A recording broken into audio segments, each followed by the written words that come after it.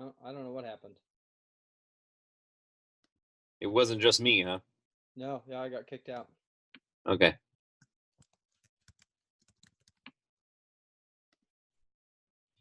Hey, Hey, Chaz. What's up, guys? Deacon. Yes, Nate. Sorry about that. I kicked us off the meeting for a second. Get feared. All right. You look like my son. He freaked out on me.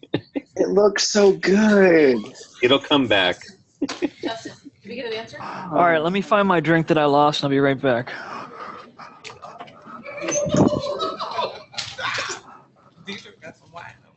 The man.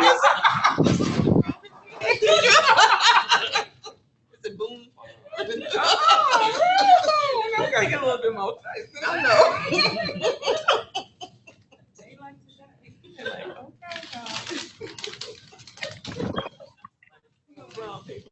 She got snacks in here. Why? We're 10 o'clock tonight. Hey, I'm gonna sit here and grab Kelly. That's for McKnight classes, right? Right, McKnight class. Okay. I can spread out a little bit since Ray is not coming.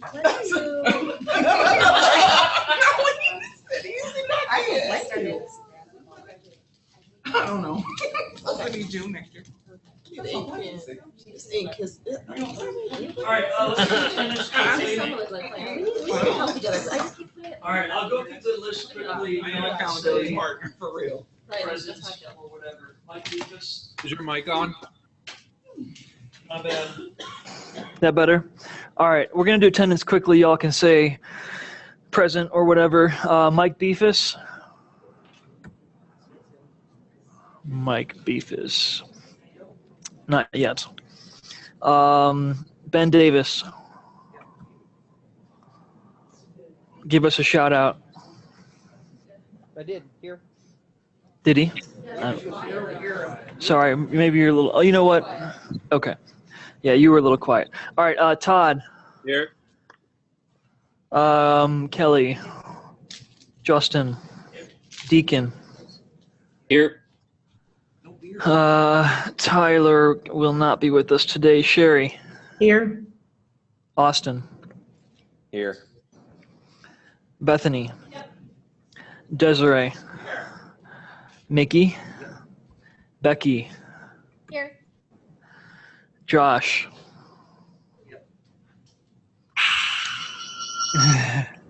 All right, 2 computers in one room. Okay. Debbie. Gotcha. Casey. Nate. Here. Go Gophers. All right. Who's got the axe? What sport are we talking about now? College football's over. Actually, It's a sore subject. yeah. Wait, who won last time? The Badgers did, right? No. You guys have the axe? I was at Camp Randall. Okay, my memory's bad. I'm sorry. David. Chaz. Here. Steve. Here. Susan. Here. Ray. Here. Renice. Megan. She's teaching production work. Oh, that's right. Yes. I did know that. And Deirdre. Okay. Tyler. And then did Mike Beefus join us? No Mike. Okay. I'm trying to remember if he emailed me or something like that. Okay. Are there any prayer requests y'all have?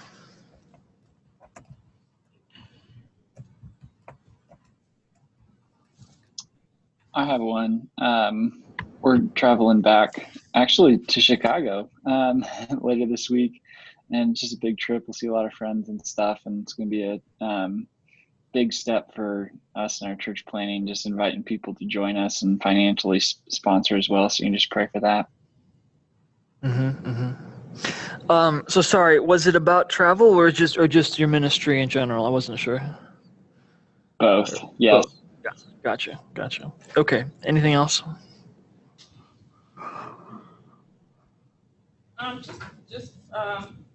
They're strangers, but I was on my way to a store, and in the midst of that, an accident happened, and it was a motorcycle driver and a car, and it was fatal. And so, just to be present, and then I went over and told the police I was clergy.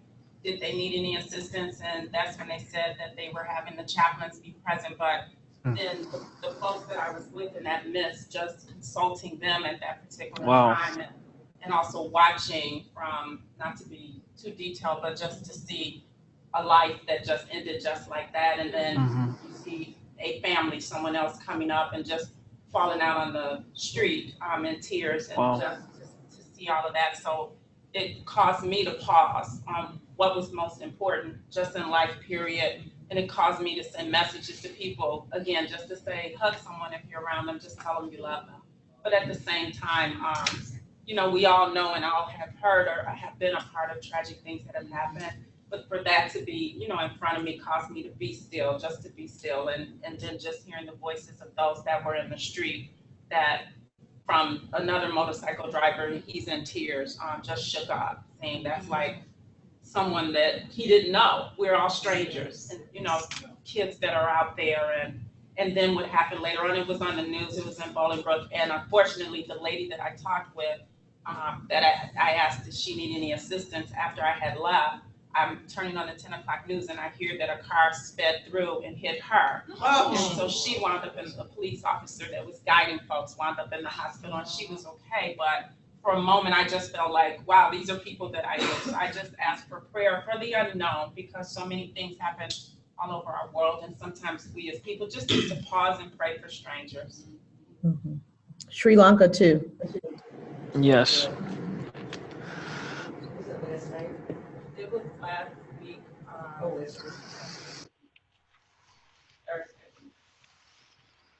Okay. Anything else?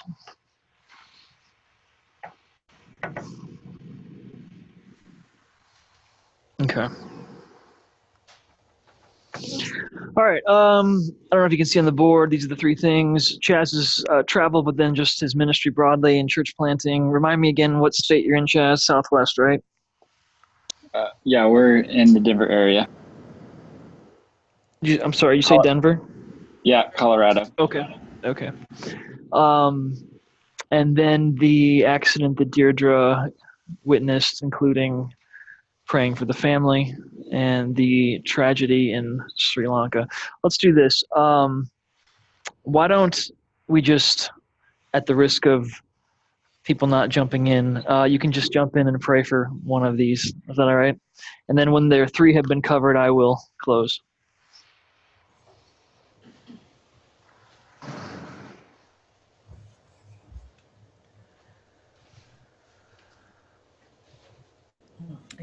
God, I thank you for Chaz. I thank you for the work you've called him and Chelsea to church plant. And I just ask God for your provision for them as they meet with the Parkview people and people they love and care for and that love and care for them.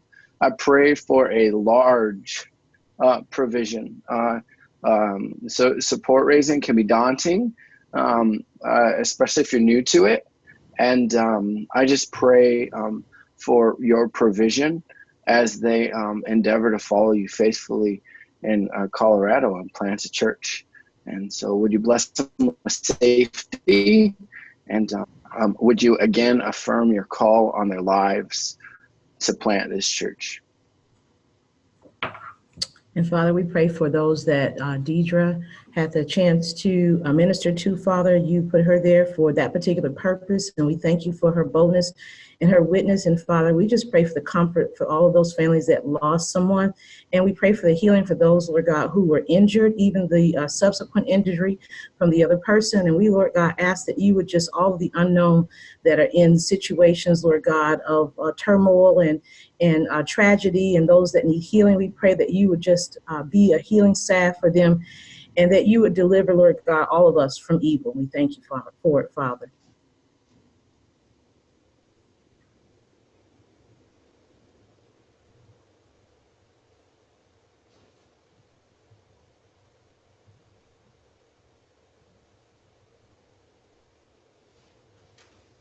Father, tonight we bring to you the grief over the situation in Sri Lanka, and we ask that you be a comfort to those people, that they feel your presence and know your love, and that they know how anguished you are by the sadness that they're going through, Lord. Let this be a call to a new day and a change in the horrible things going on in the world, and let your love be apparent. God, thank you for hearing these prayers.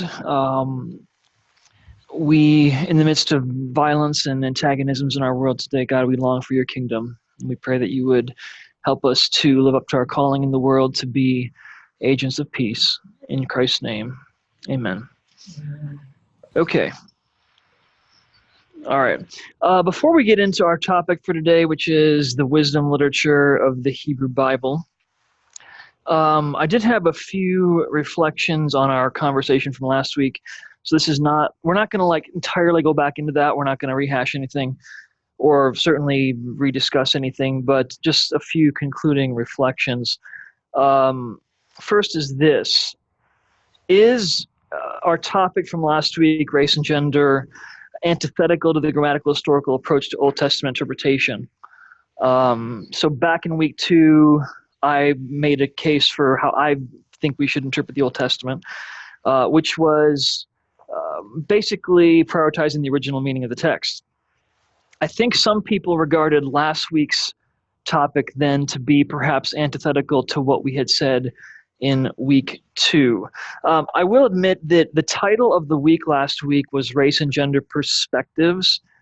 And so maybe that was misleading insofar as you thought maybe it was just about, again, the perspectivalism part of this. Now, remember that even in week 2, in elevating the original meaning, grammatical historical meaning of the text, I still had a place for the reader, right?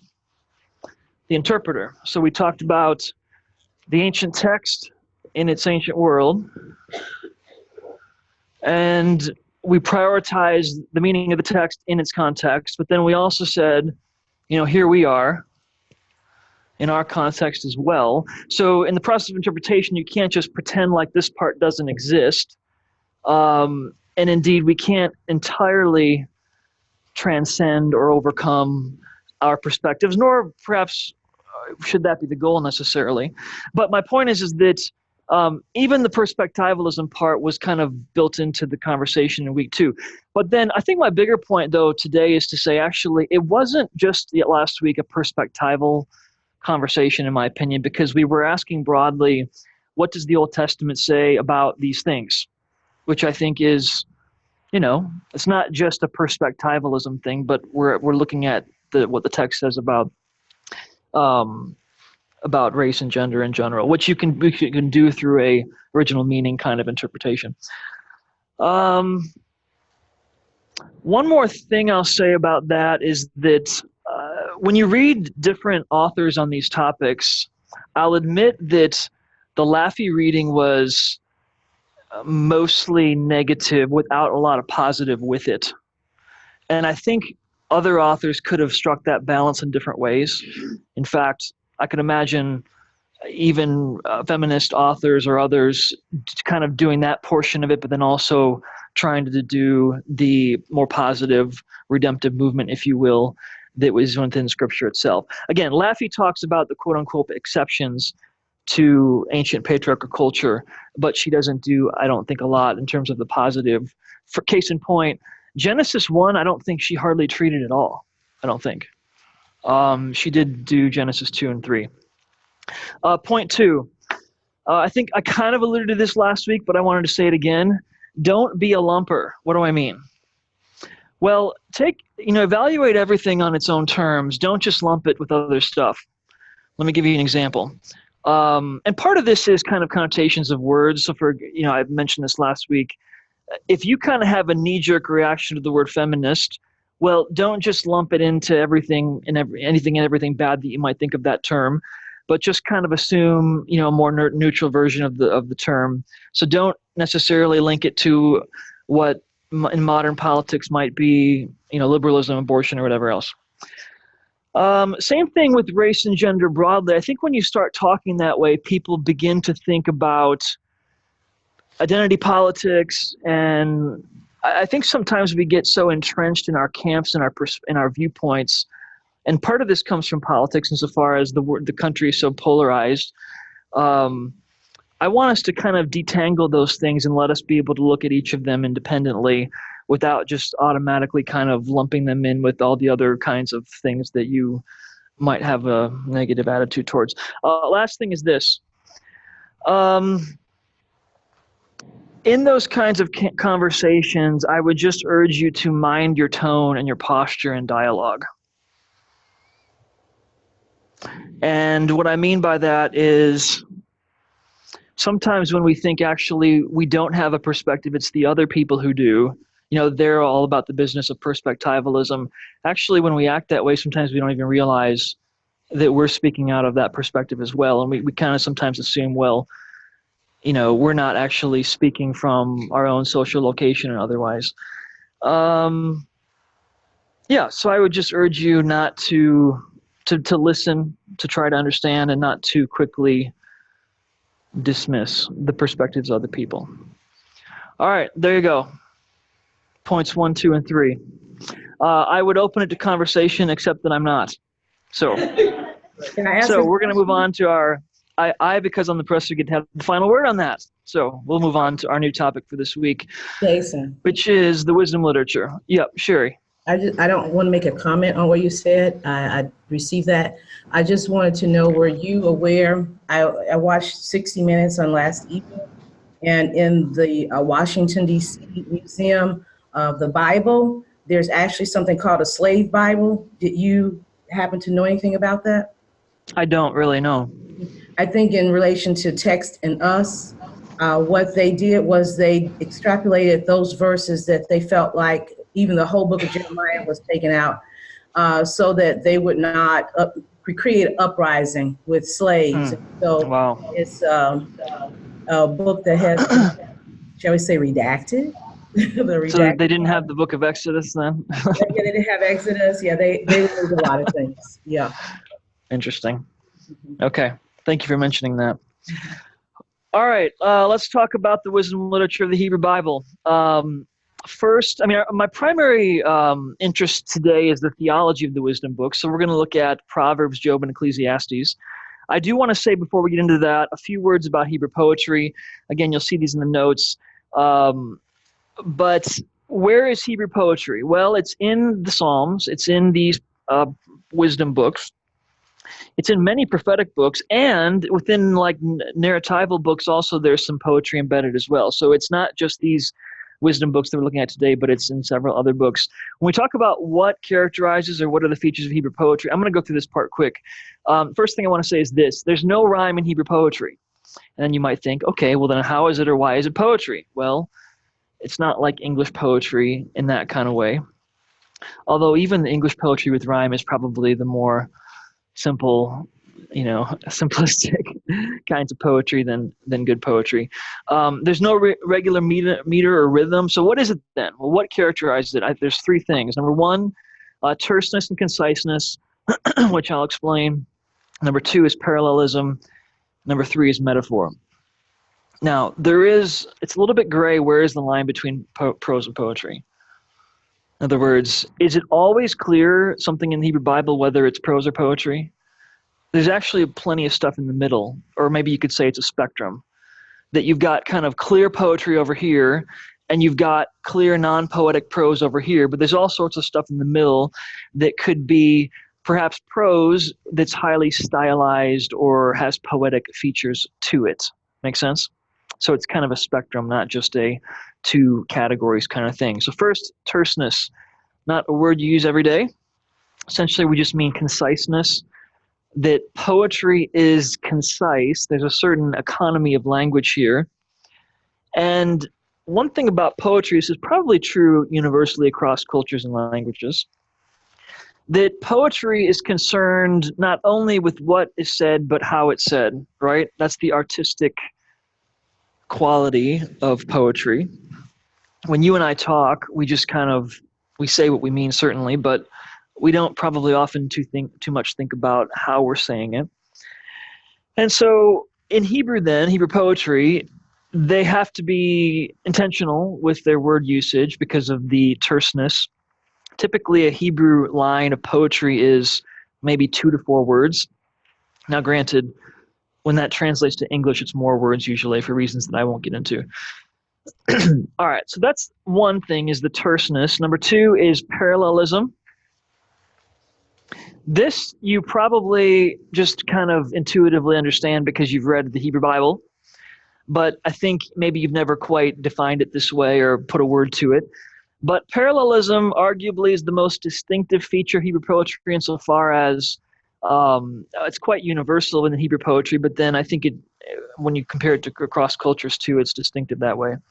So what do we mean? Well, we mean that, remember that poetry occurs in lines, and there's certain structuring of how those lines relate to each other by which they exhibit patterns of literary symmetry and balance. And that's just a fancy way to say that a line like this is parallelistic. Be fruitful and fill the earth, multiply and subdue the world. Now that comes from Genesis, not the wisdom literature. But that there is poetic lines within the prose narrative of Genesis. Now, to be clear, the two lines aren't always synonymous. Like, it's not like they say exactly the same thing in 2 different ways. And actually, neither is this example. The be fruitful and the multiply, that part is synonymous. But the fill the earth and the subdue the world part, although syntactically similar, and indeed the earth and the world part are similar, nevertheless the verbs fill and subdue are obviously different. So Hebrew poets care about this kind of stuff, right? And they kind of operate within this parallel line kind of structure. So I just wanted to mention that quick. It's actually not our main topic, but it kind of is the common denominator among these books insofar as they all occur in poetry. So I don't want to say much more about that except to keep moving along. Is that all right? Are there any? I'll give you a chance for a couple questions if you have any. Maybe you don't. I have one question. What makes them parallel if they're not saying quite the same thing as each other? It could be that the syntax is similar. It could be that usually line 2 or line B advances the meaning in some way. It can focus the meaning of line 1. It can be more specific or more broad. Yeah, I mean, and this is an example as well where if you were just saying in prose, you could have just said, multiply and subdue the world. You could have kind of picked which ones you wanted, but you wouldn't have to say all of these things. You could just kind of pick one or the other. Now, if you want to know more about that, I can send you something. I've got there's 10 different ways in which line 2 can relate to line 1. And so there's a whole big thing. If we had more time, we could study that. So I can send you some of that stuff. All right. Anything else about poetry? We move onward to the things that we really want to get to today. All right, before we get into Proverbs, which is the first book, and by the way, we're going to do Proverbs, Job, and Ecclesiastes today. I'm going to try to be sensitive about time because the last book that we would come to is the book that is, in my opinion, the most complex, the book of Ecclesiastes, and is the funnest book to think about and read. And yet, it's the book that we would probably need the most time on. And so I'm very apprehensive that we're going to get out to the end of class and there's 10 minutes left. Let me see, we're getting some sound noise here.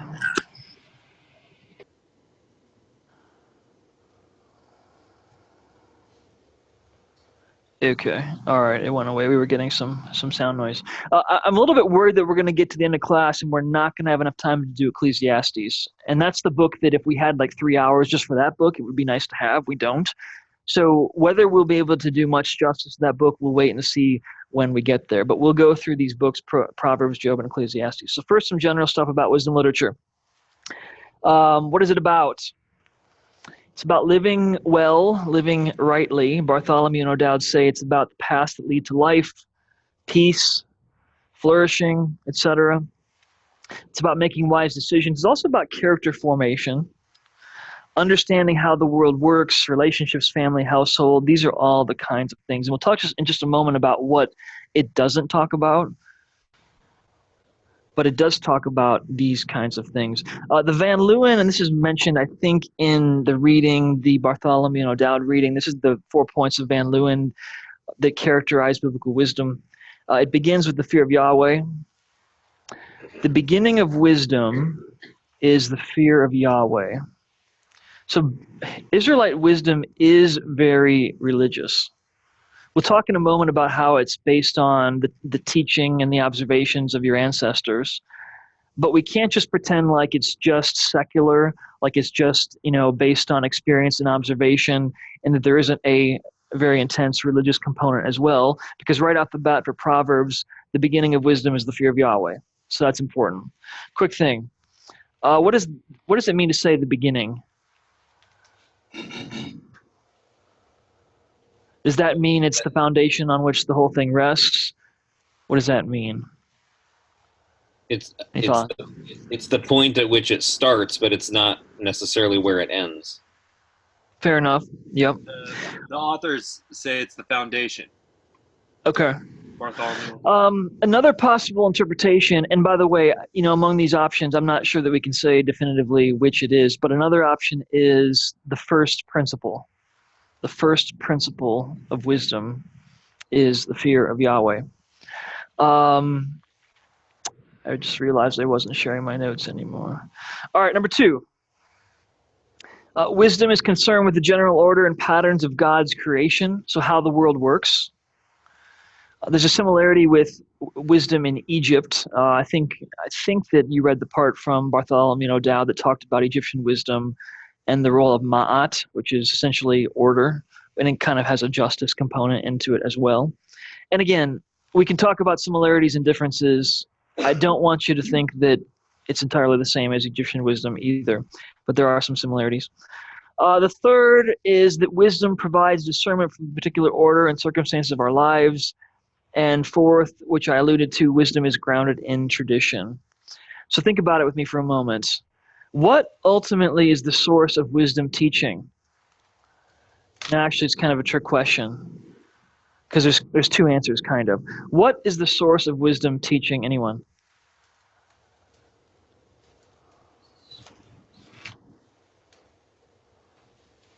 Let me make a comparison. The Torah, or the law, what's the source? Yahweh speaks, right? These words came to Moses, or rather, Moses spoke these things to, Yahweh spoke these things to Moses and told them to tell the people of Israel. So Yahweh's the source, right? Yahweh, this is his instruction. Is that what you get in Proverbs? Who's the teacher in Proverbs, and where does the information come from? Dr. Gile, are you kind of alluding to one of the last questions you had in our reading about, is it observation based? Is the epistemology based on observation? I am on that topic, yes. So I mean, but first, before we even go to that precise question, who's the teaching figure in the book of Proverbs? Solomon. Yes, and then and more broadly, a father figure. But then, as Proverbs 10 says, there's a motherly teaching part of this as well. So we could just say your parents broadly. And then, okay, so good. And now we could talk about the role of Solomon in just a moment. But I think broadly speaking, within the wisdom tradition, your parents are your teachers, right?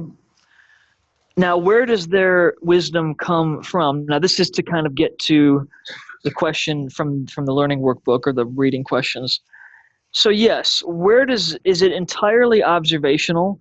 Is it just that people for the last 500 years, now I'm thinking of ancient times, have been learning about life through their experiences, through their observations, that has been passed down generation by generation to the point that it reaches you, and that's what wisdom is and where it comes from? Is it entirely observational? No. Good answer. What is coming to mind for me as we talk about this is orthodoxy and orthopraxy. There are doctrines that inform us generally, which we then put into practice specifically, and that always has to be contextual. something mentioned in the reading was the function of tradition, and you had that on the slide. And I feel like I'm getting, well, at least I was getting the sense that this is way more about what you do than anything else. Yep. Good. So, and then why is it, anyone, not entirely observational? Some of it's passed on, like, historically to the stories. Okay. I mean, it's observational in the sense that it's working through the way people have lived, but it is filtering it through the revelation and the teaching of the people that they've received from God and the way of life. Okay, so good, and I'm on board with that. The fact that you use the word revelation is interesting because it does cause us to think, okay, well, what do we mean by revelation, and what are different parts of the Bible claiming for themselves? So, okay, case in point, the quote-unquote revelation of the Torah is quite explicit, right? Yahweh spoke these things to Moses, and then Moses says, here's what Yahweh has commanded you. Same thing with the prophetic books, right? Thus says the Lord. The claim to revelation is quite explicit. Do you get the same level of explicitness in Proverbs? So, and maybe I'll just turn it back to you, Justin. What did you mean by revelation, or rather, in what sense is Proverbs revelatory? I mean, I would say that I don't know if I would equate Proverbs as revelation as much as I would say as canon, which is different for me. I would say that, like, I think of revelation as the explicit teaching of God to his people about how to be. And Proverbs is a reflection on how to live that in the world. And so it was, I mean, use our Christianized terms, it was canonized, it was used by the people to learn how to live the life that God has given to us.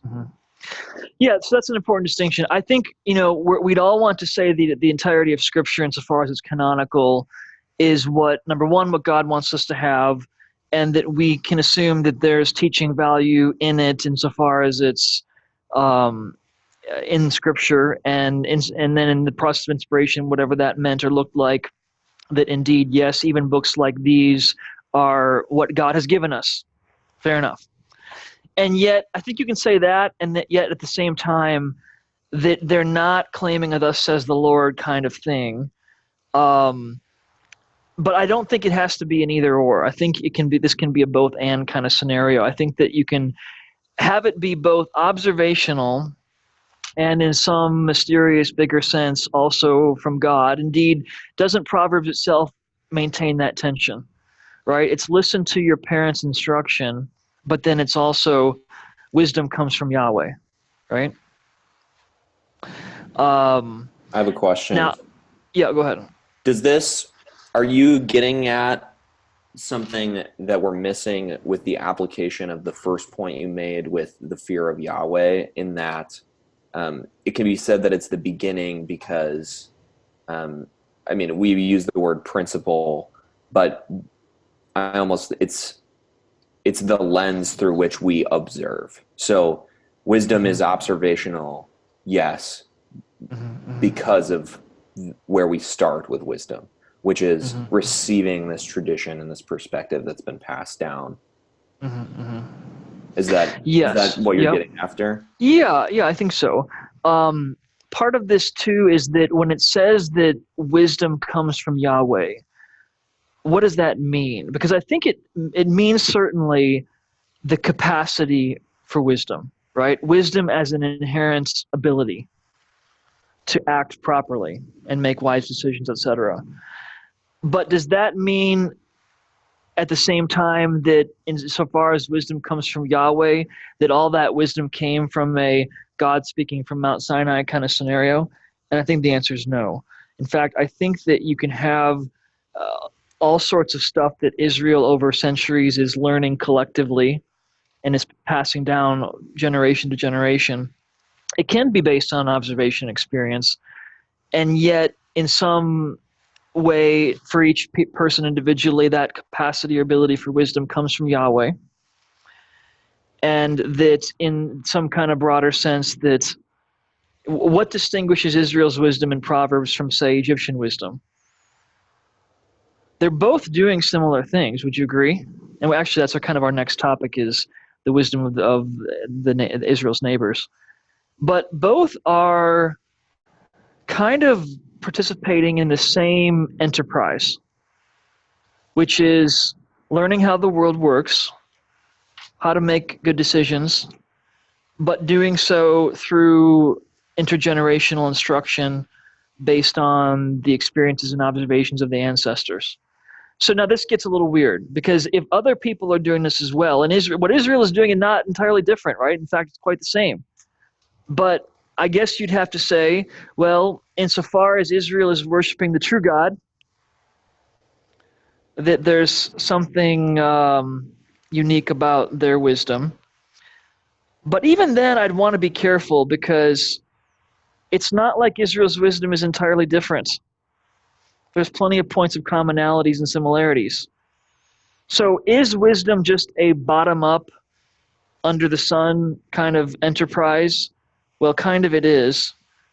But I think at the same time we can hold on to some kind of God-givenness of it insofar as it was canonized as Scripture. Your thoughts? Let me give you one quick example first before I turn it back to you. Again, this is stuff that I was going to come to in a moment, but I'm kind of going out of order. That's fine.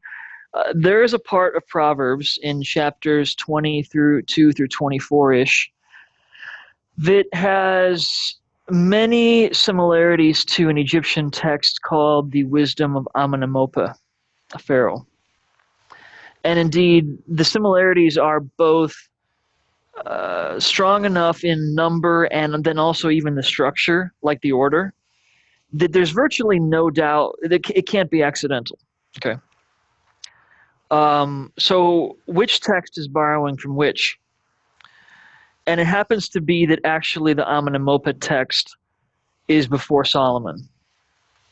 So there you have a text in the Bible then that, the authors of Proverbs are working with, drawing from a foreign wisdom text. What do you think about that?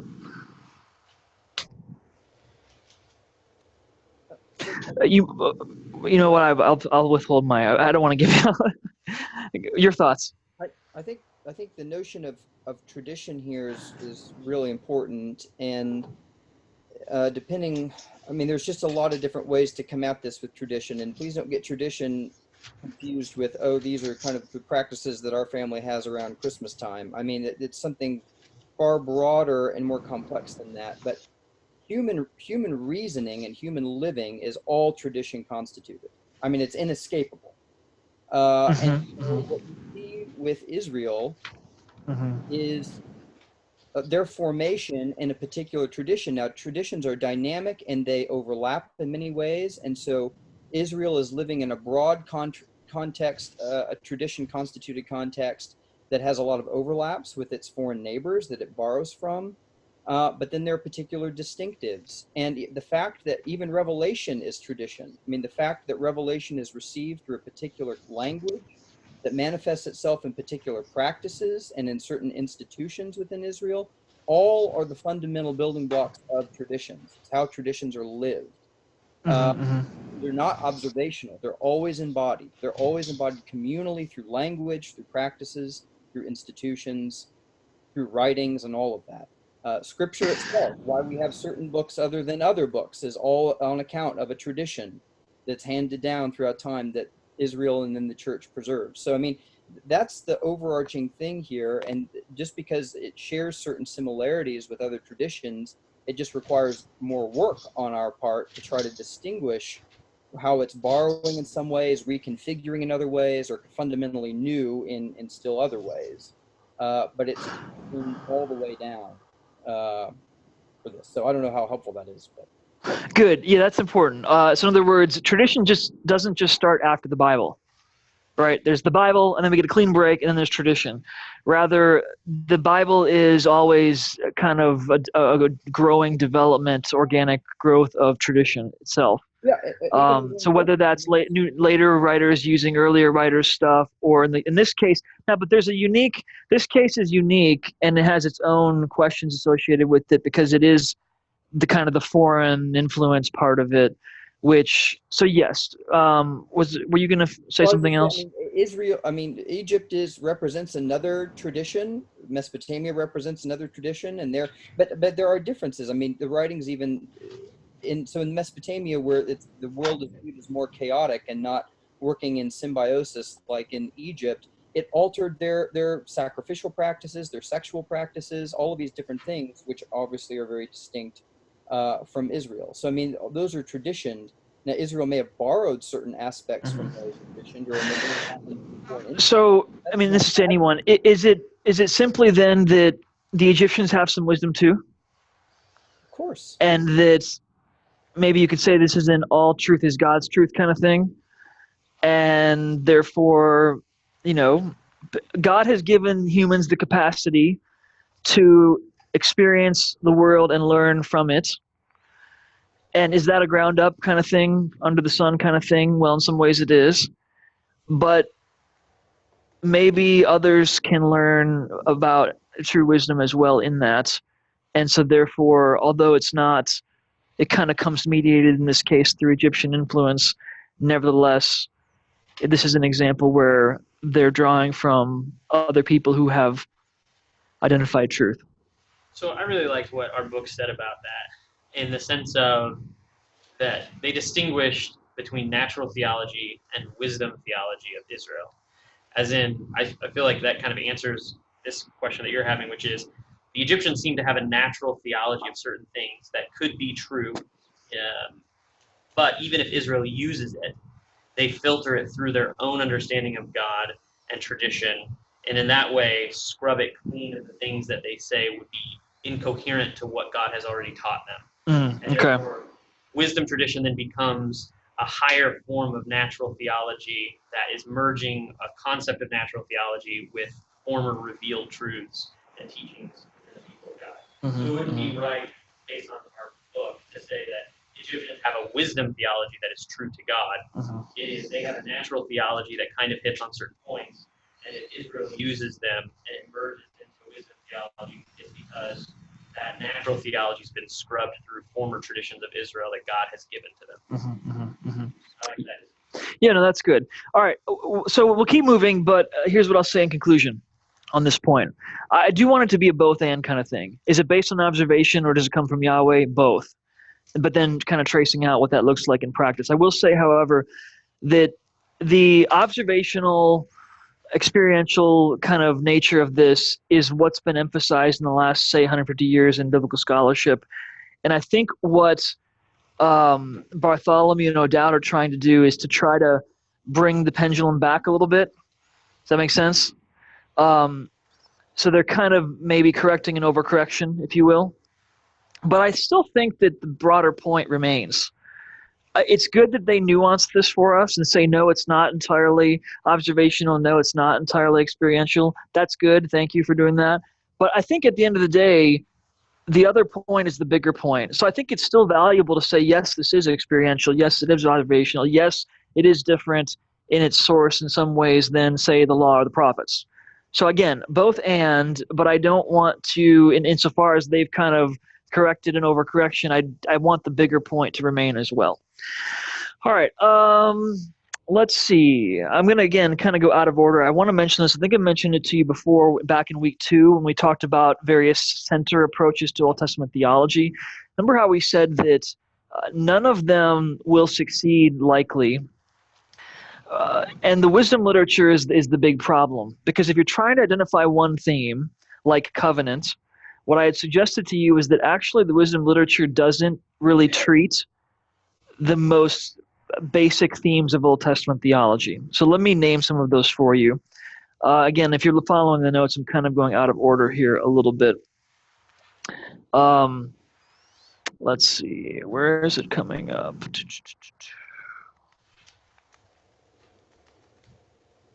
Did I go too far?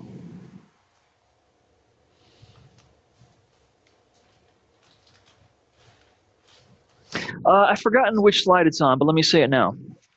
When you think about the major themes of the Old Testament, so think, for example, the ancestors, Abraham, Isaac, and Jacob. The promised land. We could talk about election, right? Israel's chosenness as God's people. We could talk then about the Exodus, the covenant, the law, the temple, kingship, Davidic kingship. Are you with me? Those are like your top 10 of Old Testament theology. And yet, none of those are in the wisdom literature. Now, Yahweh's there, right? So it is religious literature. It's Israelite literature. Yahweh's God. Now, you do get creation, okay? So Yahweh is there as creator God, certainly. But I think the point is that the national themes of Israel's theology aren't there. So I kind of make that a highlighter to just highlight that it seems like wisdom is doing something else than what, say, Israel's their prose narratives and traditions are doing. And why is that? I think the answer is that Israel's sages, their wisdom teachers, are very consciously participating in a wisdom dialogue in the Near East. They're very consciously participating or doing what is an international enterprise that people in the East and in Egypt have done centuries before they came along. Does that make sense? And I think that partly explains, why they're not so much into discussing all those other major theological themes, but they're really just doing Yahweh's creator, that's part of it, but they're doing the wisdom thing, which is characterized not by those themes, but again, character formation, right living, wise decisions, etc. Understanding how the world operates, not strictly from a Mosaic covenant kind of perspective, but just from more of a wisdom kind of perspective. Is that clear? So I think that is really an important thing to get. Now let me just enter the realm of speculation a little bit. You might not care about this, but I kind of wonder, as someone who is historically curious, from what social locations did Israel's literature arise? The fact that the wisdom literature doesn't deal with these themes, and that the other parts of the Bible aren't really doing wisdom stuff. Let me tell you what I mean. Well, it's pretty clear the prophetic books come from the prophets and their followers and the scribes that wrote their stuff down. It's pretty clear that much of the Torah or the laws came from the priests. But then, okay, well, where then did the wisdom literature come from? And you could say, well, it came from the sages. But the fact that, topically or thematically or theologically, these things are kind of remain distinct and don't entirely touch each other, kind of makes me wonder, well, were they not hanging out together? I imagine that it all came from Jerusalem, and maybe actually from buildings that touched each other. But why is it then that they're doing different things, and that there isn't, between the wisdom literature and the other parts, a lot of crossover in these theological areas? And I don't have the answer, actually. It's more of a historical curiosity of mine. What are your thoughts on that? Maybe you don't care much about those kinds of historical questions. Any thoughts?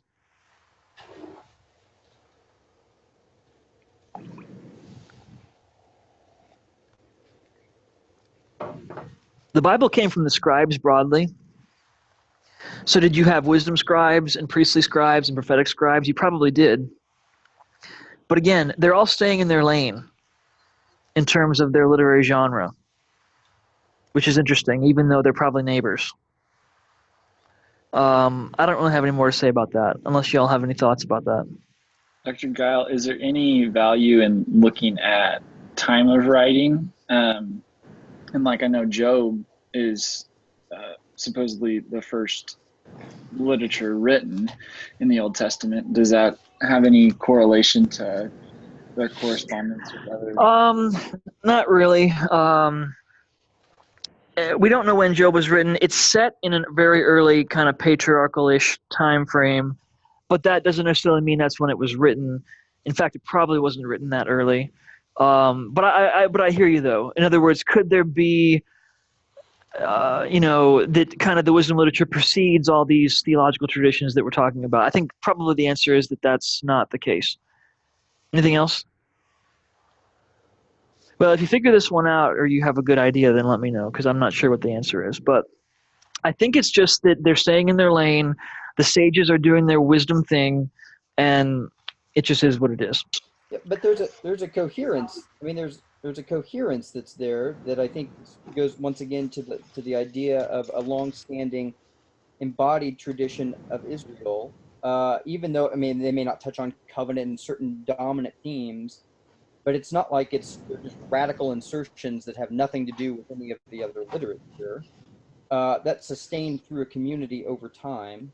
I mean, if you look at today, the opposite of that would be the modern university, where you have engineering departments, English departments, mathematics, sociology, none of which have really anything to do with one another whatsoever. I mean, they're completely different spheres of knowledge. But staying in a lane in a particular genre for ancient Israel, or even for the majority of history prior to the Enlightenment, there was a type of cohesion, a coherence to knowledge that was somehow assumed all that was embedded in creation under the authority of God or Yahweh or some type of deity that we simply don't have today. So I think there are some fundamental distinctions. There are, certainly. And I actually like your analogy of the university departments. It's helpful for me to think about it that way, but in some ways, not that it's a perfect analogy that you were claiming that, but the difference would be, however, I imagine that in the case of the university departments, the professors or the leadership, they're not going to church together every day, together, shoulder to shoulder. That's what I'm Whereas saying. It's sustained by the feasts, the festivals, the temple worship. I mean, the Day of Atonement was universal, whether you were a scribe or you were a prophet. It was all there.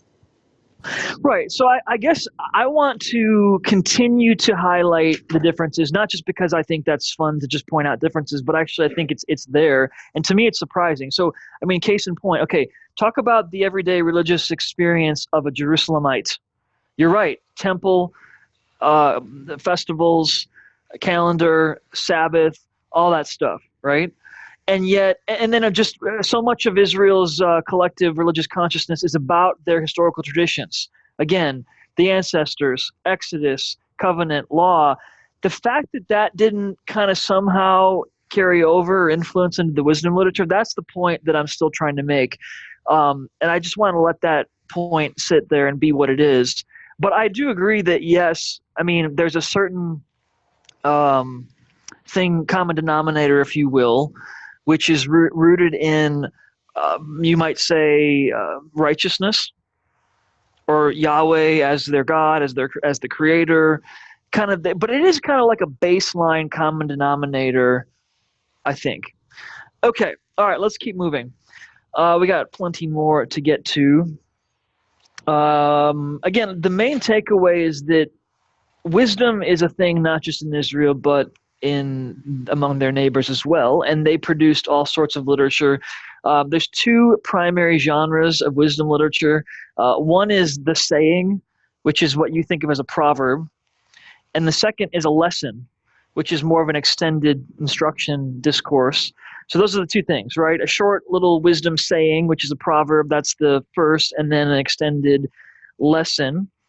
And as we'll see in a moment, you get both of those in Proverbs. So let's kind of begin turning to Proverbs. All right, the first, sayings. Have you ever noticed that the sayings are in chapters 10 through 31, not in 1 through 9? And you might think, well, okay, what's in 1 through 9 if they're not Proverbs? And is it weird that the book of Proverbs doesn't have Proverbs in 1 through 9? Yeah, that's a little weird.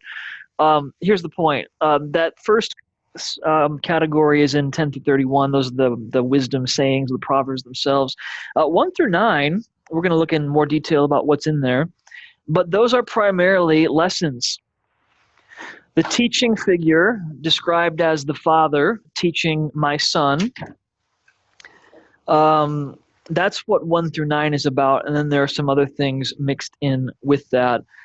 And I'll talk about some of that content in just a little bit. Oh yeah, there's the slide that I was missing. The last Wisdom in Israel slide, which talks about those things those core religious themes that the wisdom literature does not deal with. All right, so let's jump into the book of Proverbs, and then we'll take a break after that before we go on to Job and Ecclesiastes. That's the plan. All right, Proverbs first. You should think of this book as among the three traditional wisdom, roughly speaking. It reflects what traditional wisdom is doing in ancient Israel, and maybe you could say that Job and Ecclesiastes are questioning that or interacting with it in some way, but Proverbs kind of provides the baseline tradition about wisdom. Let's talk for a moment about Solomon's role. The book is attributed to Solomon, generally speaking. These are the Proverbs of Solomon, it says, right off the bat. Now, I want to be clear or careful here. I would love to be able to get into a big conversation about authorship in the Old Testament, but we can't get into all the details. And you know what? Maybe we'll do a little bit of this with the prophetic books coming up. Is it next week? Or no? What week is that? Coming up soon. I think, no, in 2 weeks. We'll talk about some authorship issues there as well. But I think broadly speaking in the Old Testament, some of the big figureheads, the names associated with these books, are perhaps in some way the source, but not, generally speaking, the ones who put pen to paper. Okay? In other words, and I'll just give you a prophetic book for an example.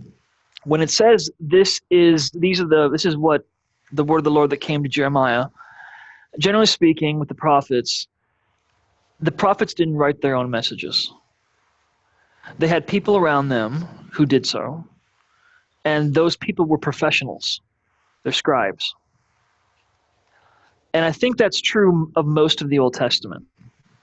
Could there have been one of these big name figureheads that wasn't a scribe himself? Well, I would not dispute that, certainly. But I think the norm is that other people are writing the stuff that comes from these figureheads. And I think that's true here of Proverbs. Who wrote the book of Proverbs? Answer, the royal scribes. It can have some basis, certainly, in Solomon, and hence it could be true to say that these are from Solomon or of Solomon. Now, if you're wondering, well, is there any evidence for what I'm saying in the Bible itself? And I would say, yes.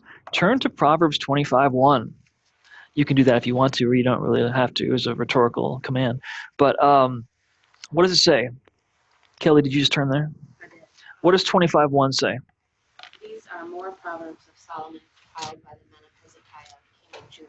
Good. So right here, there's kind of internal evidence in the Bible that these are more Proverbs, still, of Solomon, that were written down about 200 years after Solomon, during Hezekiah's time. Which also, by the way, means the book of Proverbs wasn't written in a day, nor was it written in a month, nor a year or a decade or a century. It was a process, right? The book of Proverbs didn't have its final form until minimally 200 years after Solomon. So I think, in all of these cases with the Old Testament books weren't, generally speaking, written in a day, but they kind of developed over time as they're put together by the scribes collectively. So that's my kind of short introduction to where Old Testament books came from. The answer is it's complicated. Any questions about that before we keep going? All right, onward. Let's talk about the proverb itself, right? A proverb, which is the 10 through 31, a saying. Maybe I could turn this over to you to get your ideas, but let me just kind of say this so we can keep moving along and get on to some bigger things that we'll have a discussion about. So the sayings are concise, probably partly because so that they're easy to remember. They are, in many cases, observational. I do want to now, just for a moment, we don't have a lot of time to spend on this. If this were a class in the wisdom literature, and we had 10 weeks to do this, we'd have a whole class on the book of Proverbs 1 through 9. But let me just show you this at least. This kind of gives you a sense of some of those lessons in the first 9 chapters. Again, they're a father figure teaching a young boy or youth about things like peer pressure, protecting oneself from sexual temptation. Actually, those are the 2 main themes, those 2. Which, I guess those are things that young people deal with. Well, not just young people, but young people in particular that need to be formed into righteous living or wisdom. And I think what the teacher's trying to do is not just command, but actually to persuade. Think about this with me for a moment. Again, I wish we had more time to jump into some of those passages, but have you ever noticed that often the teaching figure tells a story or paints a picture? So it's kind of like this. The teacher says, well, I was looking out my window one day, and I saw a youth walking down the street. And on the corner, are you with me? So through story, through vivid imagery, this is how the teacher wants to persuade.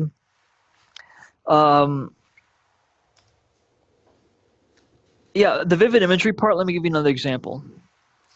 One of the lessons is essentially, don't become part of a youth gang. What do I mean? Youth bandits. Are they around? I guess so. They were then too. Imagine with me that, you're 13 or something, and your friends come up to you and say, let's hide and lie in wait and ambush someone so we can steal their money. And so, again, the teacher paints a picture or tells a story.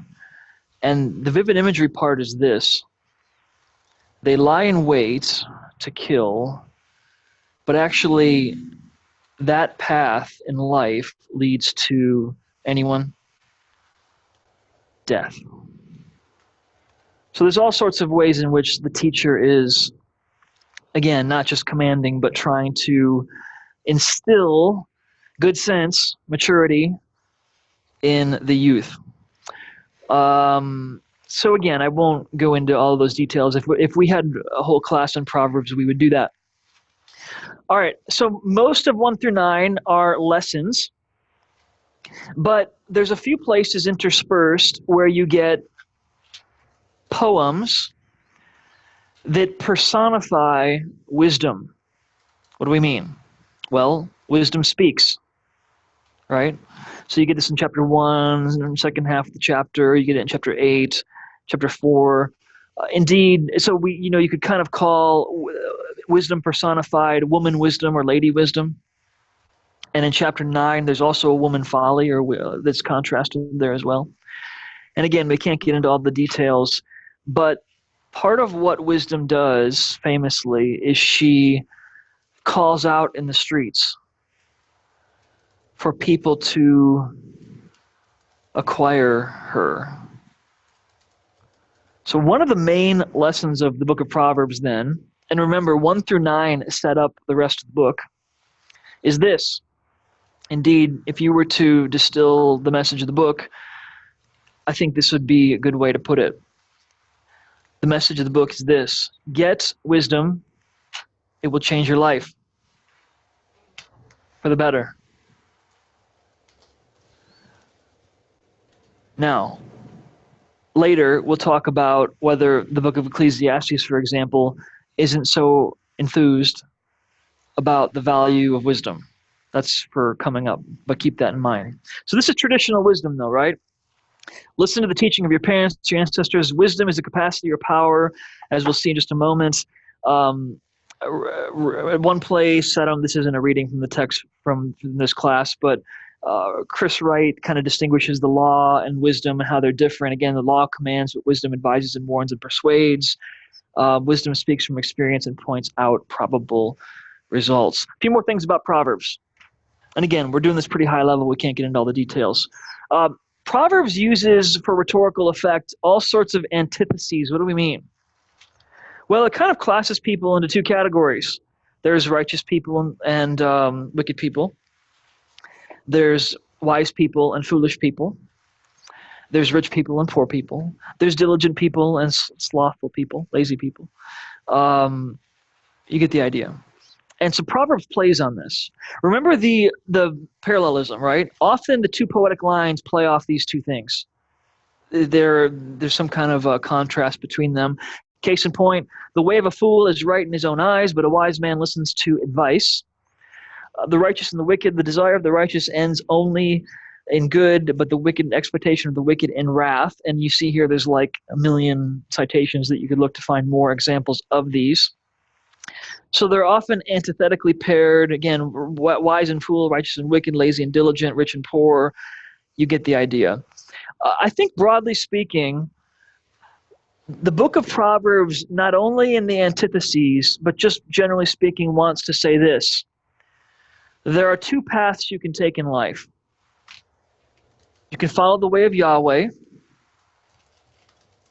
or the alternative way. So it's the way of wisdom or the way of folly, the way of righteousness or the way of wickedness, etc. So there's kind of like two choices. And really then the book of Proverbs is very much about picking the right way,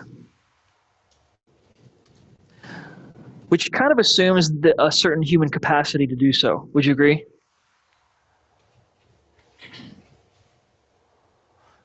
Side note, not entirely relevant here, but it's kind of like Moses' sermon in Deuteronomy 30. Pick which way you're going to go. Choose life. Death on the one hand, life on the other. Now, again, not that Deuteronomy and wisdom are the exact same thing, but there's that similarity there. Okay, onward. Let's talk about applying Proverbs. Here's my question for you, and this is where we can get some good conversation going. Maybe this is worded provocatively, I don't know. Are Proverbs always true? What do you think? Are Proverbs always true? No. No. But it's the Bible. Yeah, but it's poetry, and it's not a formula. It's a principle. That's good. Yep, I agree. Okay, next topic. No, you're right. Other thoughts on this?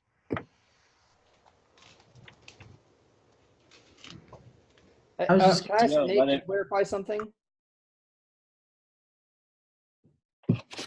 Was there a question? I'm sorry. Yeah, Nate, can you clarify? So it's not always true. Are you saying then that truth has to be propositional, that there can't be truth embedded in poetic? No, I'm saying it's true in the sense of it's a true principle. It's not true in the sense of A plus B equals C all the time. It's not true in the sense of a formula. It's true in the sense of, in principle, if you live a certain way, then okay. And so I'm not talking about propositions either. I'm talking a lot about deed and consequence, which is what we're going to come to in just a moment. In other words, when Proverbs says, do this and this will be the result, does that always happen?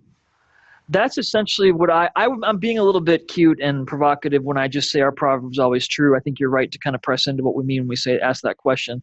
But primarily what I mean is when Proverbs says if X then Y, is that always come true or does that always happen? That's primarily the question that I have in mind. Let's use an example here quickly. These are some famous examples. Train up a child in the way that he should go, and when he grows old, he won't depart from it. So is that, going to be true universally 100% of the time in the world? No. Or could you imagine a scenario in which someone actually does raise their kids well to follow the Lord, and it doesn't turn out that way? Now, okay, quickly, you might, though, say, well, it will eventually. In other words, okay, the kid's 35 by now, but by the time they're 65, they'll be back. So I guess I'm trying to just press into this, and that's one example. Are those kinds of things going to be true in every circumstance across the board? No. Other thoughts? Well, I agree with you, Sherry. So I'm wondering if someone else would kind of advocate the other way or anything.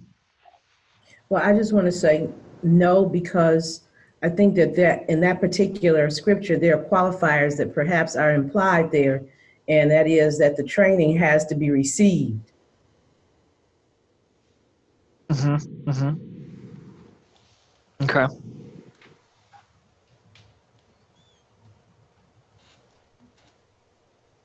Other thoughts?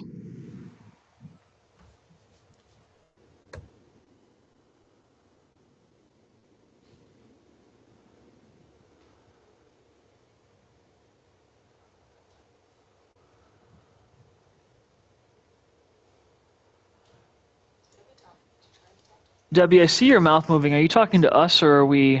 Oh, we can't hear you. Oh, we can't hear you. Sorry, try again. She's muted. Yeah, you're muted. Muted. But we'll try to read your lips. Keep going. No, I'm just kidding. Sounds like. Let's see. I mean, I could, let's see here. You want me to unmute you? Is that what you want me to do? I can do that. Let's give it a try. All right, go ahead. No. All right. We'll have to hold until later and get that figured out. Can you hear Apologies. me?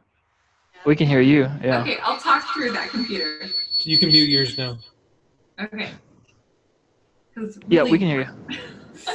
No, I grew up in a church that taught it as formula, and if it wasn't true or it didn't work out as true, like the children not being Christian later in life, then it was just due to your lack of faith. Okay.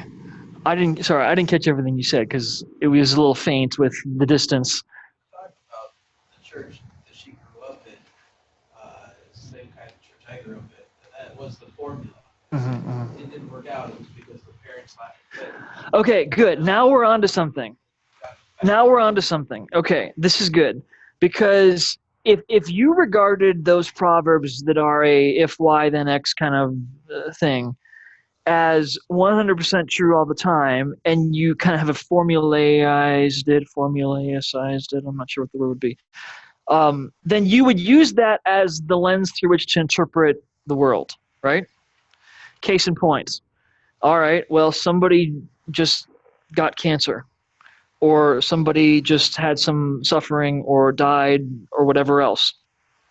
If your view of all of that, particularly when Proverbs says that life and good and blessings and all those kinds of things come from righteousness, and conversely that, the wicked will have negative results, you would then conclude, well, if this person is suffering, then therefore they must have done something wrong. And by the way, aren't we now in the book of Job? So Job's friends, and I kind of will wait to get to the book of Job in just a moment, but Job's friends, it's well known, interpret Job's situation as he must have sinned because he's suffering. And what they're doing, it seems, is they have that kind of rigid view of the way the world works, and we might call that the retribution formula or principle, which is to say that the righteous will prosper or have blessings and the wicked will suffer. And indeed, there are proverbs, some of them, that do say essentially that. But the question then becomes, all right, well, if you can find some proverbs that say that, are those so much a formula that you should then regard them as to be true 100% of the time in every situation? I think that's kind of what we're trying to get at here. I realize that the train up a child one is kind of a sensitive topic, perhaps. In fact, how you treat this pastorally is a bit of an issue to me, because there are people who are, quote unquote, clinging on that promise. And I want to be sensitive to that. Now, this is a hard one, because part of me wants to kind of, let people live in hope On the other hand, I sometimes wonder, are they setting them, if it's true that the Proverbs don't work that way, are they setting themselves up for a faith crisis? And would it have been better for them not to have had that view of the proverb in the first place? So this is a tricky one. Any other thoughts about that? Yeah. I know many, because of the environment I grew up in, the church I grew up in, that taught that. I know many families that are no longer serving God because of some sort of self-righteousness that they were gaining from the proverb. Right. I didn't hear that. What was that? I didn't hear it. What David said? Yeah, I didn't hear it. I know many who are no longer serving the Lord because of some sort of self-righteousness they were gaining from a proverb. Then when everything came crashing down, it was a crisis of faith. Because they thought something would be essentially, you might say they regarded Proverbs to be promises. Yeah. That's another way to put this question. Are Proverbs promises? Yeah, they're principles, not I promises. grew up in the prosperity teaching, and that's the whole premise of prosperity teaching, Proverbs. Yeah. So in the interest of time, because we're going to keep moving along, here's what I'd say about this. I think that Proverbs shouldn't be regarded as promises that are universally true, and you just need to wait long enough. On the other hand, there is truth in them. Maybe the better way to think about it is that they're principles, not promises. They're principles by which you should live your life. But they shouldn't be 100% of the time the lens through which you interpret the world. And that's part of, again, the teaching of the book of Job. So really this is a genre question. What is the purpose of a proverb? And I think the answer might be more, again, these are principles by which you should live your life. And on average, blessing will come from that. But not regard them necessarily as, guarantee. That's kind of what I'm trying to get at here. So we need to keep moving. If you all, yeah, go ahead. This is the first time I've heard this idea. So I guess my thought is, how do we conclude that the Proverbs are not a promise? Why do we conclude that? Yeah, cultural understanding for them of what a proverb meant, or how do we find that in Scripture that it doesn't mean it's a promise? Good. All right, let's do this. Let's look at some things within the book of Proverbs itself. Was there a voice? Let me keep going. It was. Sorry, go ahead, Nate. I was just going to say, I think the way that we conclude this is just by allowing other scriptures to also speak into this. So, for instance, we've already made mention of Job, but we just see like certain things don't always go according to a certain formula just because of someone's faithfulness to God. And so the way that I think we understand these not as formulaic promises, but as principles, is by allowing the rest of Scripture to help us, such as books like Job, or the life of Paul, or fill in the blank. Yeah, that's good. And then I think I want to point actually internally to the book of Proverbs itself. Let's keep going through this. Yeah. Yeah. With the book of Job, are you meaning because he had to suffer? Because I feel like the way I see the book of Job, the lens is that the Lord did restore it all, so that the promise eventually did come. Yes, he suffered, but the other promises of, you're faithful, you walk in obedience, it will bring life, or it will bring, I feel like the overall arching story that I see would be that those Proverbs did show it. Yeah, so we're going to come to Job shortly, and you're right that Job is actually this. You want the simple answer from the book of Job, and part of me thinks, you know what? Let's hold off on that. We'll come back to it in just a second. All right, Proverbs itself. So the genre presupposes the right circumstance for its proper application. So let me give you some examples here. Now, incidentally, the train up a child is Proverbs 22:6. Which is kind of in the same neighborhood as even this part in Proverbs 26. There's two back-to-back Proverbs that say this: don't answer a fool. Next proverb, answer a fool. Okay, well, what's going on here? Which is it? Should you answer a fool or should you not answer a fool? Now, there's a reason to do it and a reason not to do it here given. But I think the point is that Proverbs, the book of Proverbs, this isn't an embarrassment to the book of Proverbs.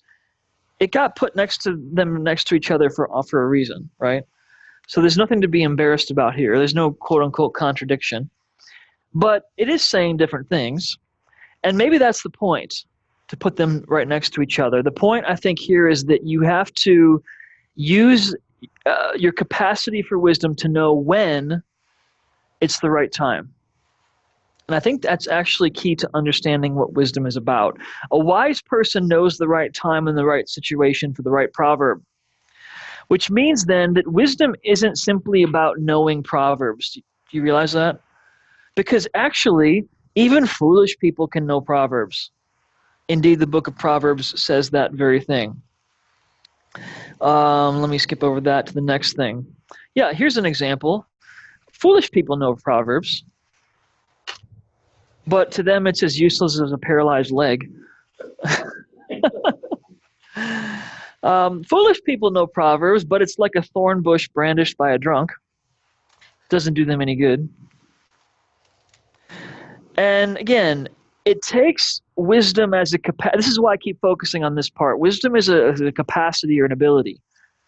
Because you have to have wisdom, the capacity to both interpret and also apply proverbs, to know when they apply to a situation. So I think in all of this, these are more examples where proverbs are not universally true, but contextually true. All right. And then, all right, let me also go on to the next segment quick, and then we'll take a break here shortly. But it's kind of in the same vein that we're on, so I think it's a good thing. All right, let's talk about deed and consequence. Really what we're talking about here is what I called before the retribution principle.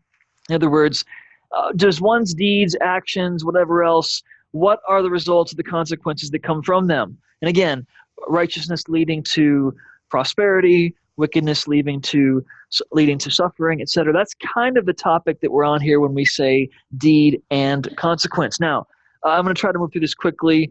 You read about this for the Bartholomew and O'Dowd reading. I'm going to refer to an article by Van Leeuwen, which is great. I didn't assign it as a reading for this class, but Bartholomew and O'Dowd refer to it as well.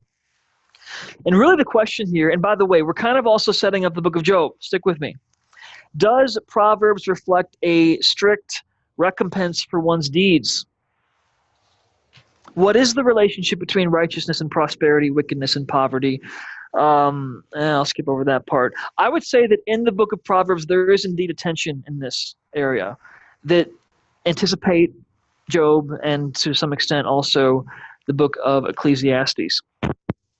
Here are those cases that seem to talk about the retribution formula being a principle.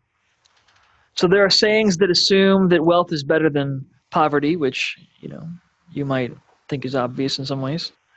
Wealth is the gift of God. Righteousness leads to wealth. Wickedness to poverty. You get proverbs like that. Hard work leads to wealth. Sloth to poverty. I think the issue in all of these is, will these always be true for everybody who does the if part? Is it 100% the case that if you do that, imagine with me, okay, is the lesson here, work hard and you're going to prosper? Can you think of cases in life where that isn't true for some people? And actually, here's the point that we're getting to. Proverbs knows that.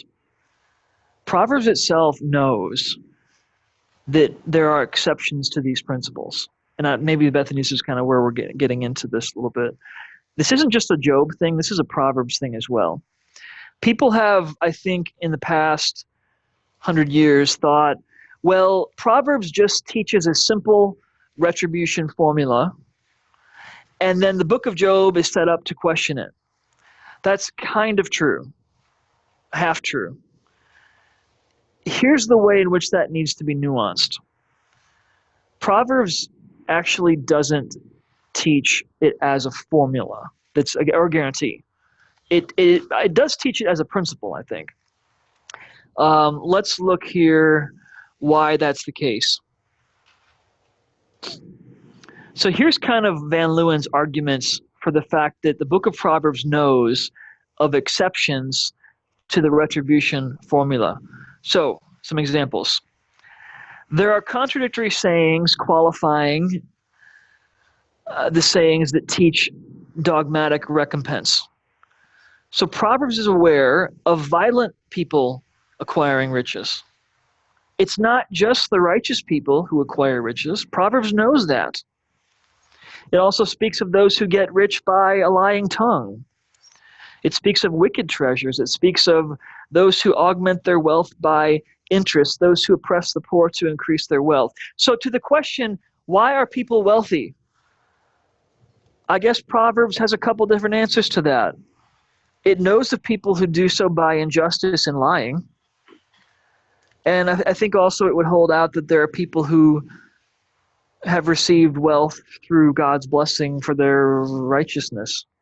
Although, again, I want to put that out there as a principle, not a guarantee. Again, more examples of Proverbs knowing injustice. I won't read through all of these. Talks about a wicked ruler. Yeah, I won't get into all of those examples. Here's another example. The better than sayings. Better is a little with righteousness than great revenues with injustice. So what is the point? Proverbs knows that those two things exist. That there are righteous people with very little, and there are wicked people with a lot. Do you see how this kind of creates the tension within the book? You've got the sayings over on the one hand that kind of seem to teach or affirm the retribution principle or formula, but I think all of these examples that we're looking at qualify the teaching.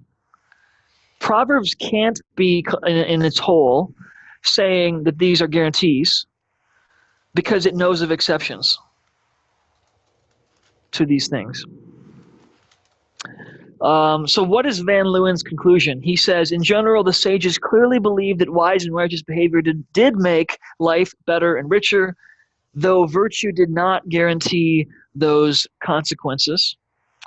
The authors who structured Proverbs sought first to teach these basic rules of life, thus the heavy emphasis on character consequence patterns in Proverbs 1 through 9 and 10 to 15.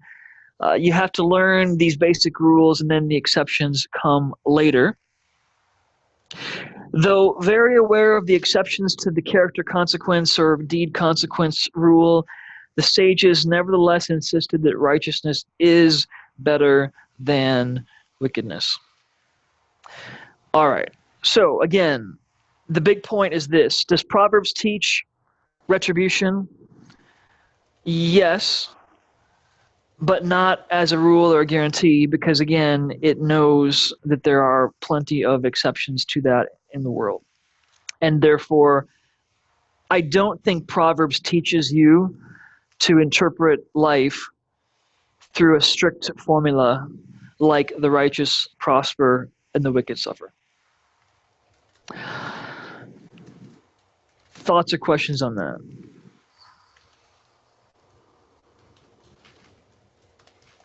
Bethany, does that kind of, the internal part of Proverbs that we just talked about, does that answer part of your question? Yeah, no, it's very helpful. I think it will be very freeing. Other thoughts? I think one of the things that's been helping me lately. Go ahead, Nate. Oh, I just wanted to know with Bethany, you said it would be very freeing. I just want to know how so. I mean, just, like putting that pressure on yourself. Like, for example, if I do this, then I will receive the Lord's favor, or I'll receive the Lord's anointing, or I'll receive the Lord's blessing. And I feel like I try really hard, and where is it sometimes? Totally. Well, and what's tricky about all this is that I still said they're principles by which you should live your life.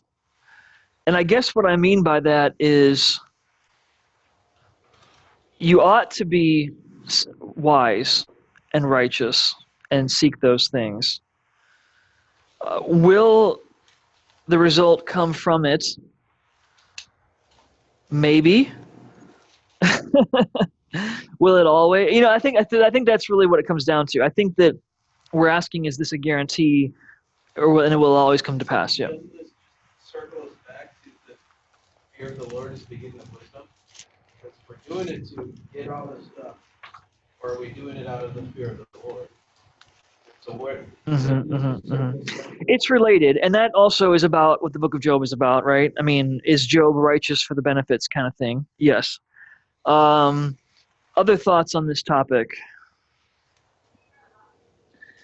Recently, I don't remember when it was, but I think, Deacon, it was you who shared the Peter Enns' recent podcast on, I think it was all just on truth. And his co-host identified kind of 3 different elements of truth. I don't know if elements is the right word, but he talked about how there's truth in what's factually true, which I think was what we just default to a lot of times. But his other category was truth in meaning, that like a story may be a fictional story, but it still has meaning to it. And so that in its meaning can be true. And third is kind of controlling truth for truth's sake. But that part about the meaning in something like wisdom literature, I think helps us pay exceptional attention to genre. Like the genre of the writing is not necessarily intended to communicate factual information, but is really a lot of the Bible, but especially wisdom, is all about meaning and helping us understand. Yeah, that's good. I liked your kind of clarification on that, because you talked about ways in which it's quote unquote true, but then also you've kind of delineated that that it is a genre issue as well. And I think actually that's what it comes down to. So it may be a good kind of conclusion to this is, what we're really asking here is, what is the purpose of a proverb? How does it work? What does it do? What's its purpose? So this is really a genre question. And, I want you all to wrestle with this more. And if you kind of come up with an even more nuanced answer than the one I've given here, then great. But I do think we do need to kind of wrestle with what is a proverb and why does it exist and what is its purpose. Good. Okay. I think we're about ready for a break. Is there any last word on that? We'll come to Job and Ecclesiastes when we get back. Again, I don't want to try to make you all feel like we're rushed, but time will be of the essence when we try to do some work in those 2 books. So let's take a 7-minute break, 5:40. When we come back, try to be in your seat by 5:40.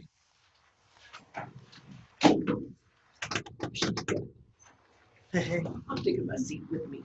You're very free. She is cute. She's really cute.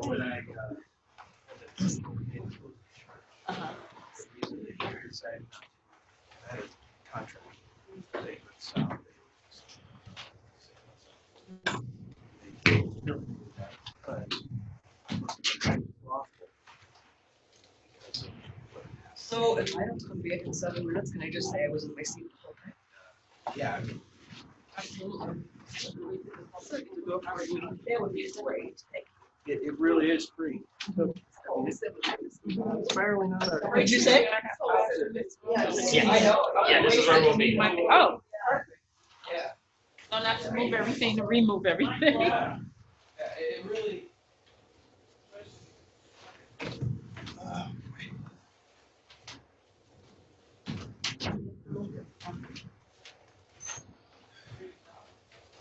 Tech teacher.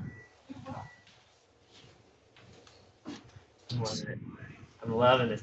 Will you at least follow the text better? Oh my gosh. So what I'm saying makes sense? Does it make sense? I mean, there's an underlying assumption that we've agreed to for the last 3 years, that Dr. Wright and I have talked about, which is that human perception can diminish God's revelation, which would actually undo the concept of revelation to begin with.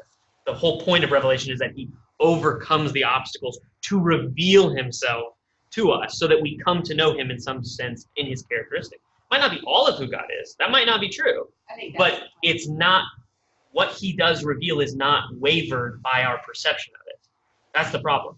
We can choose to misunderstand it. We can choose to reject it. We can choose to rebel against it. We can choose to disobey it.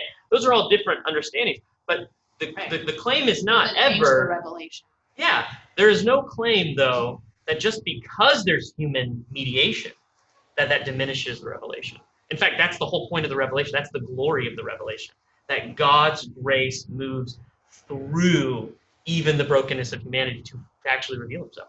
That's the glory of revelation. To say that it's not, then is the question of, so wait a second, there are times where the text claims things about itself that is not true, even if we thought it was true as the people of God. Well, then how do I remember Jesus actually as truthful? Because our memory of him is broken into a couple of different texts. And if the point is consistency, boy, we got to figure out which one we think is really true or not. And then we're just John Dominic Crossing with the Jesus conference or the Jesus seminar, choosing which ones we think are more true and less true. Well, based on the real story behind what's been. Yeah, but that's what we're saying about Jesus toward the Old Testament. Jesus is the real story behind the Old Testament story. So we just need to fish out which ones we believe are not more or less true. Boy, when we get to the point where we think we can discern what revelation is from the text, this is where I get really uncomfortable.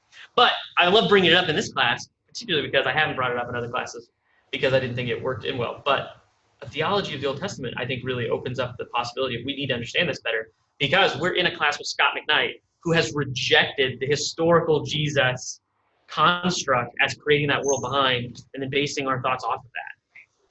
Yeah. I love it.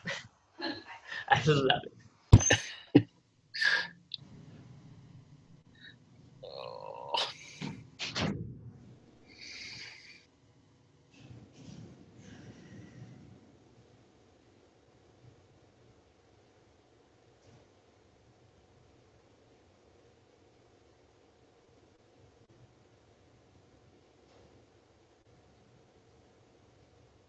Deacon, I'm laughing at you, man. It's okay. Moan was I can be laughed at. That's okay. I can be laughed at. Yeah, I think you guys see things differently. I don't know. Yeah. I don't think you're gonna come together on this. I don't think so, which is okay. I mean, that's what I'm saying. I respect that. Yep. I just that point about Scott is an interesting one, since Scott did an entire blog series on Greg's book, wrote a recommendation for it, and it doesn't mean that he agrees with Greg on everything, but he doesn't see Greg as doing the same thing that John Dominic Crossan did. Yeah, well, I think we just heard our friend. But I think it still gets into nuance. Yes, yeah. You get like this super big picture that Justin is purporting. It's still like, I still want to hear what Justin does with conquest narratives. I still want to hear what Justin does with some of these other things where both parties are looking at the text and seeing an issue needing to be dealt with. And you're coming one way with your cruciform hermeneutic. Yeah. And Justin's coming, he's still dealing with this somehow. Oh yeah, yeah. But I want to hear, that's kind of what I want to hear. Yeah. Yeah, there's no question in my mind about the integrity with which Justin holds those perspectives. Like, there's zero question about that. It's just a disagreement, I think, on some of those terms and how to apply them and how to go about the hermeneutics of it. Yeah. Yeah. Hey, I listened to a lengthy interview with Preston Sprinkle. Oh yeah. He did an interview with a pastor from a church out in California, and then he did a conversation with that pastor and Justin Lee. Oh yeah. And then after the dialogue, the pastor did a like a 2-hour podcast interview with just Preston Sprinkle. So I listened to that, and was good for me to hear his perspective. And then shockingly, really to me, at the end of, or towards the end of his interview, he recommended a book by an affirming woman scholar that he recommended, I think in context, not because he agreed with it, but because he so respected the way it handled the discussion.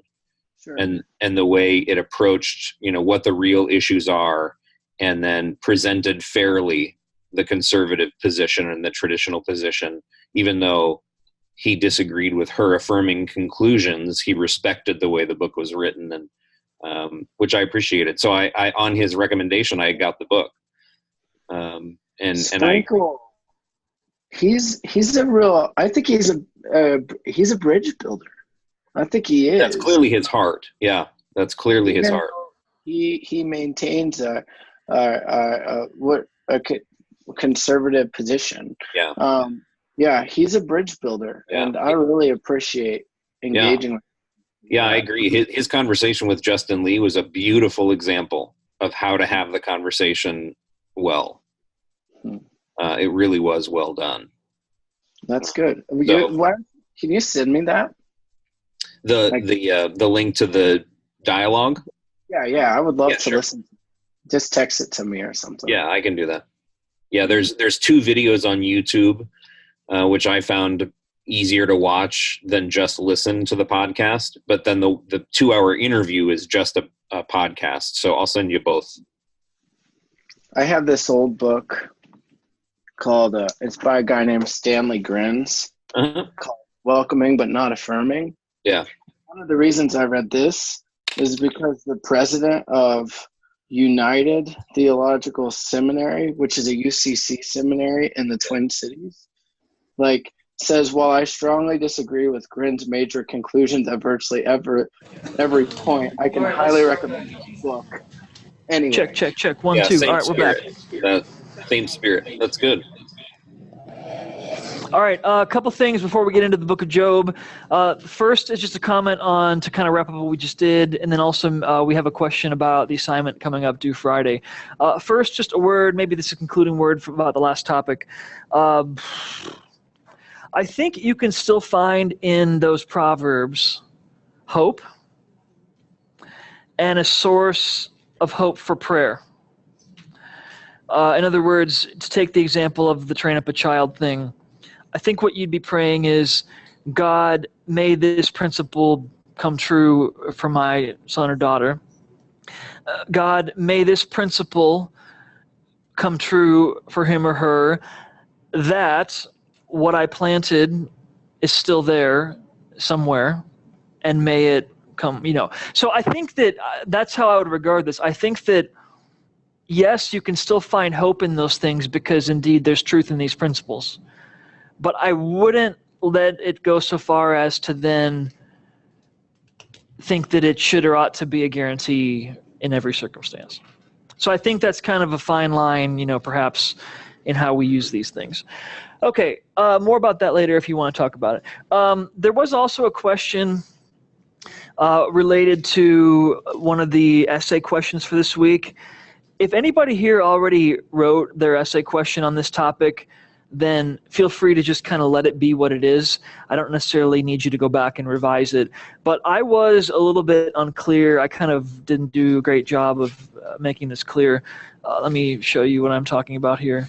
So in the workbook,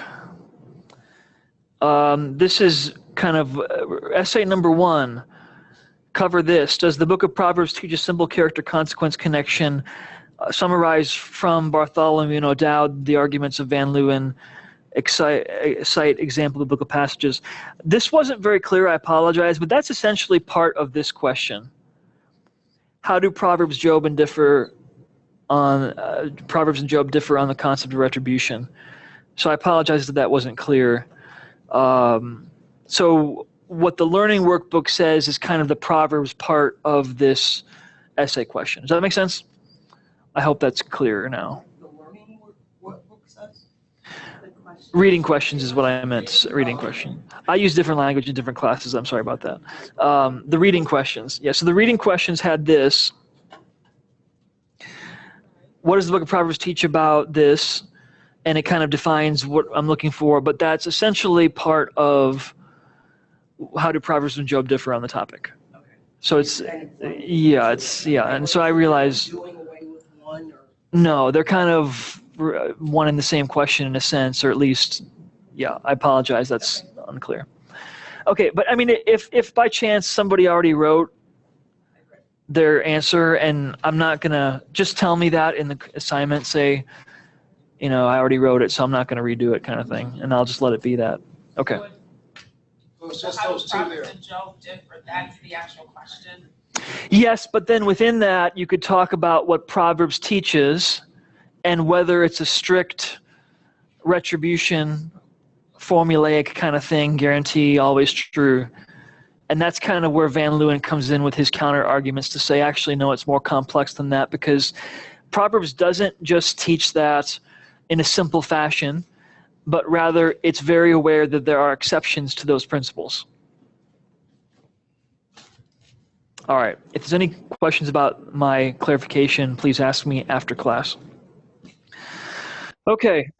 Let's jump into the book of Job. We've got about an hour, or not quite. Part of me wants actually to spend more time on Ecclesiastes, so let's just jump into Job and we'll see where this goes. All right. The book of Job, a familiar book to many of you. So you know the story. The book is about a righteous person who suffers. That we could say minimally. Everybody knows that. Now we'd want to ask, what issues or questions does the book want to answer or address? Is it simply, why do righteous people suffer? Is that the question that the book wants to address? Or is it something else? Any thoughts on that? What is the purpose of the book of Job, and why? What does it want to teach?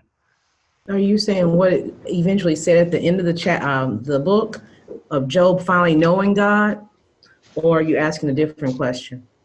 Well, coming to that later. The end of the book, as I'll explain in just a moment, is, I think, where really the meaning of the book lies at the end. So yes, but let's wait to go there. I guess the way the book is set up at the beginning, what issues or questions do you think it's wanting to teach on or address? That's really what I'm trying to get at. Is it the faithfulness of Job or the faithfulness Good. of Well, it's contextualized to Job's life, right? So really kind of, it's about why is Job suffering? But then I kind of also wonder, by extension, is it using Job as a test case to just explore broadly why people suffer, righteous people in particular? So for the sake of time, that's my view.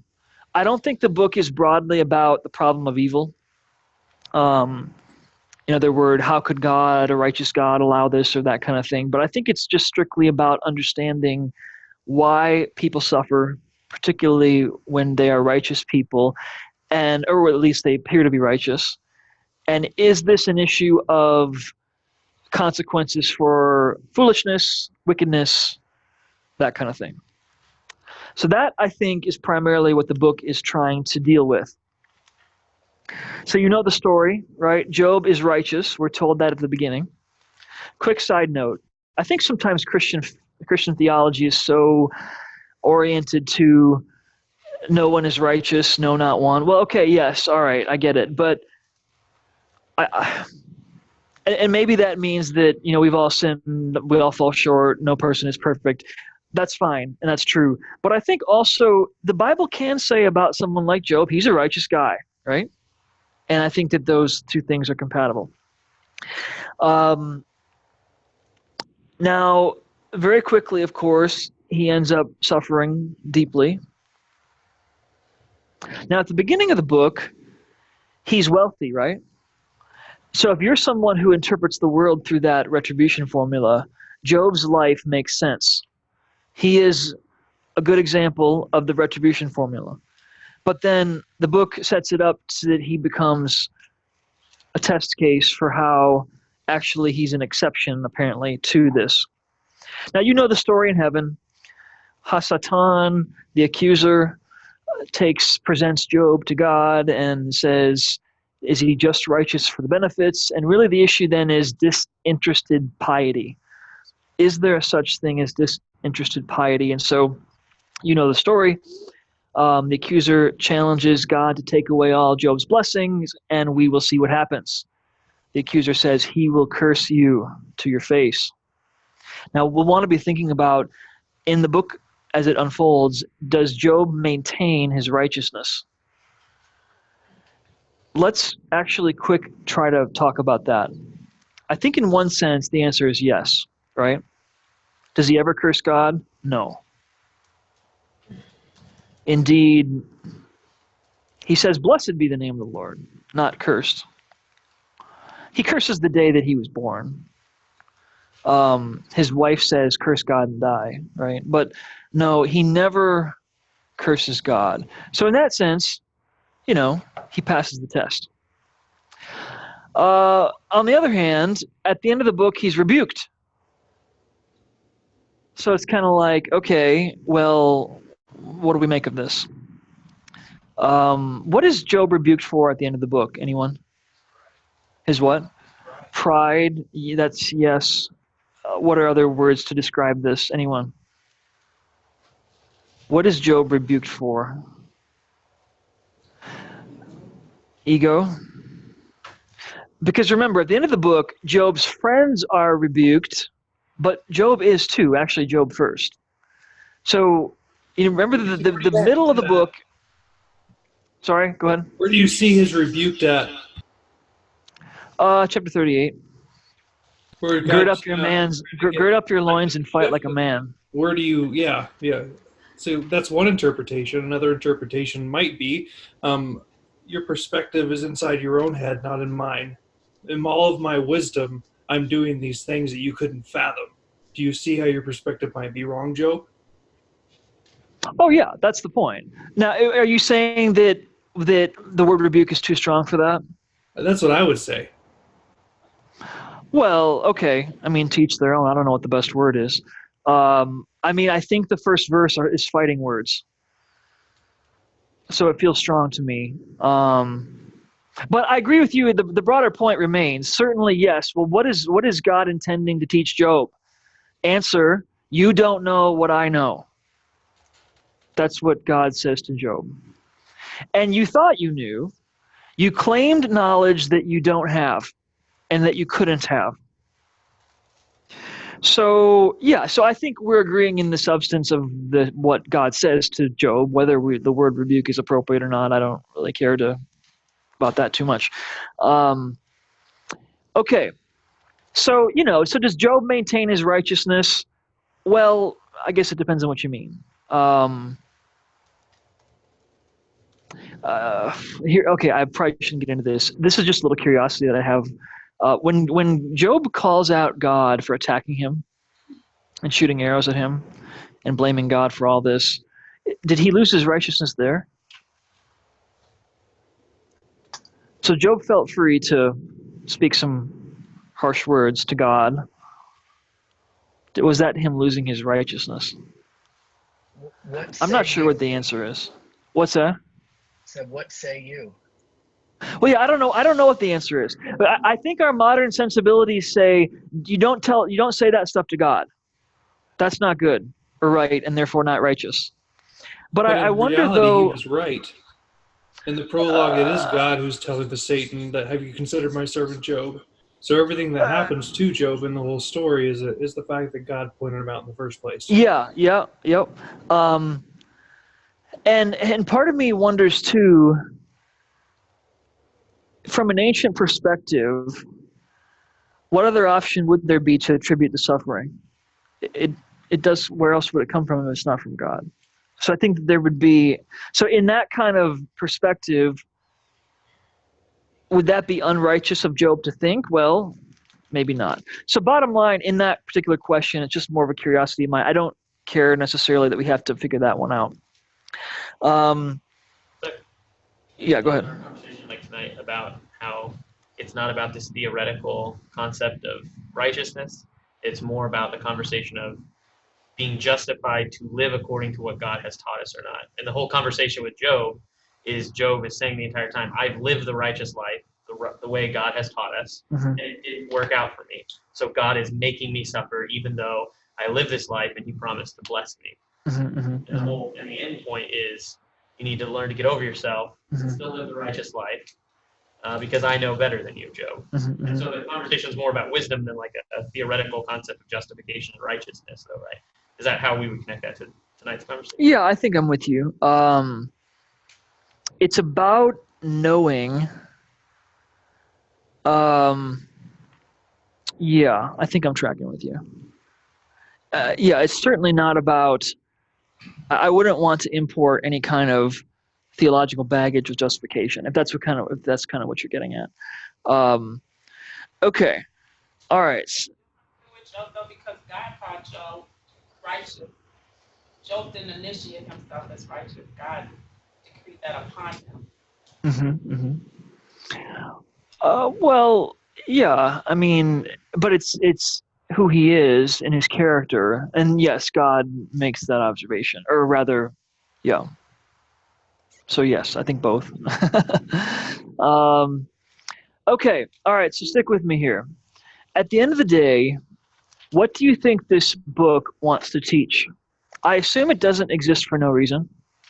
It has something it wants to say and to speak into this topic. What might you say is the point of the book? What does it teach on these topics?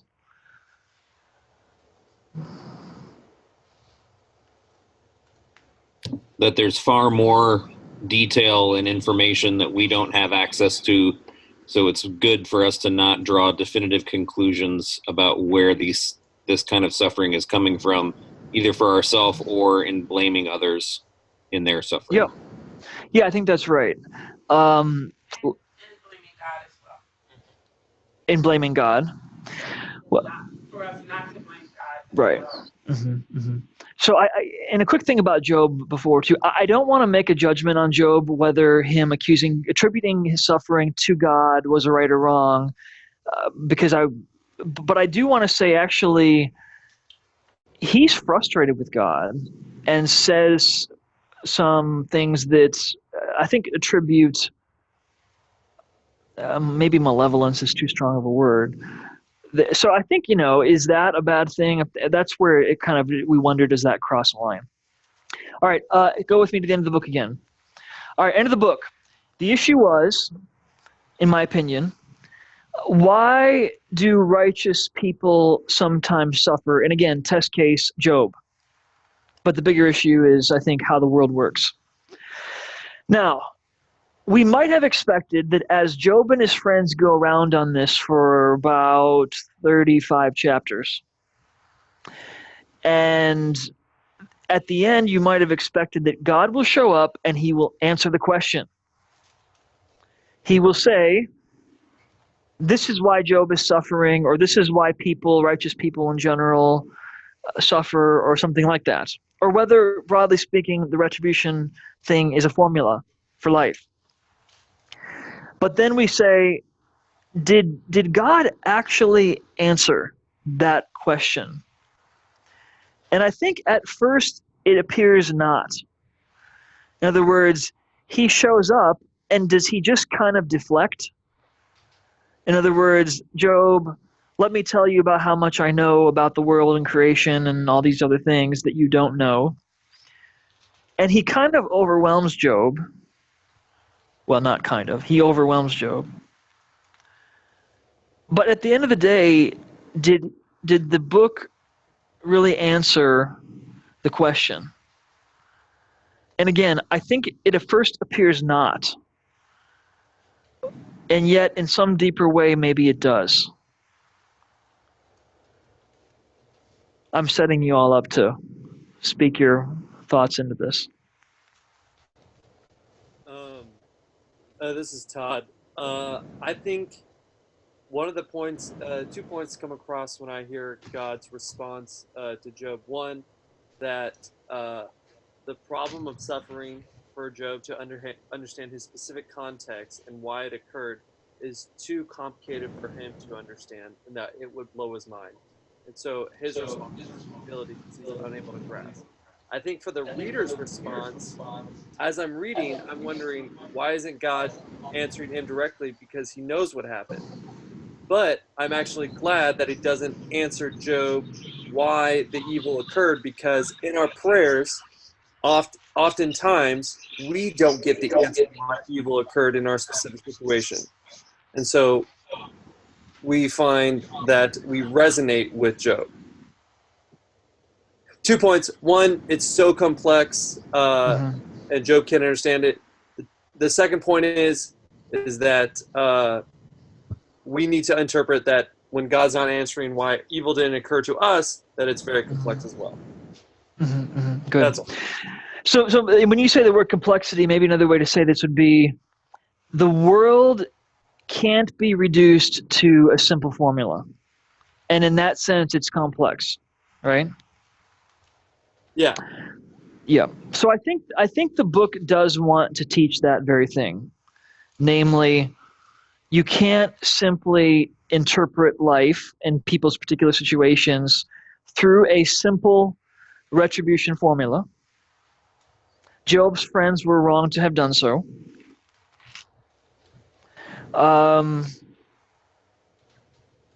But what else does what do God's speeches contribute to the answer? Is it about position and role?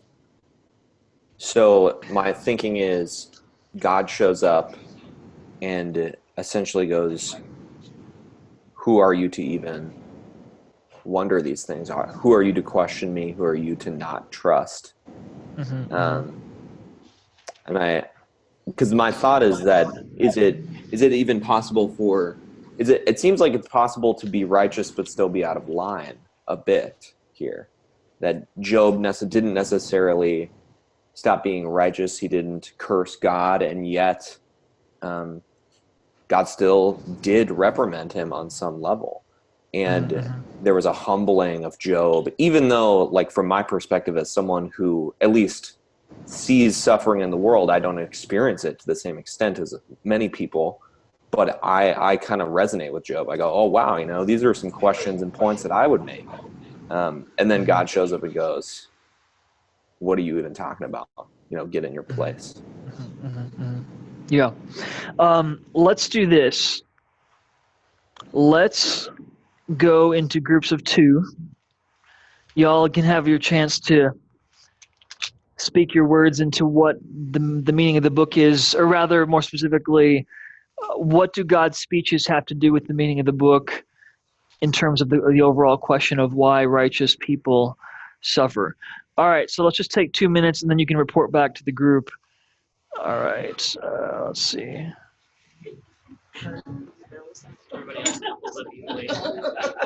David and I just partners. I know, right? Well, No, everyone. God's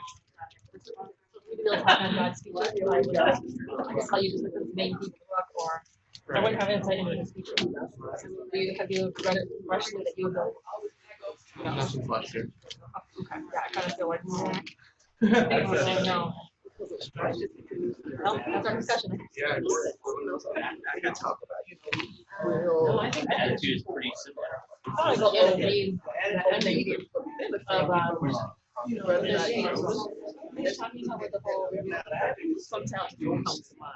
Okay. I don't remember how to live it.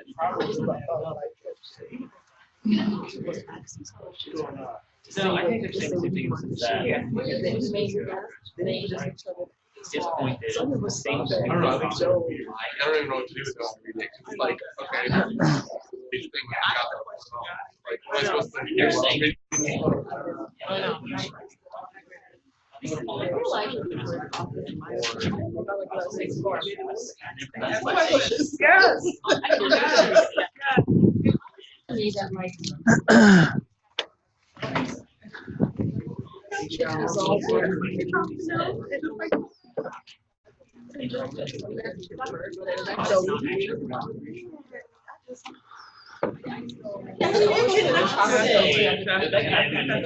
and I don't think you guys would read it.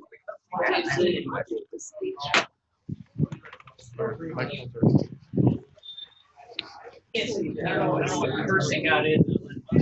And when his response was, I know more than you.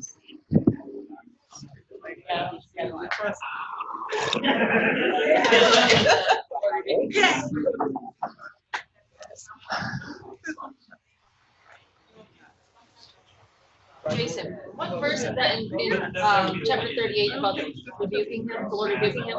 I think it's 38:1. Right, in your anger or discipline me. Oh, that's wait, it's off. You're on God. I'm like, Joe.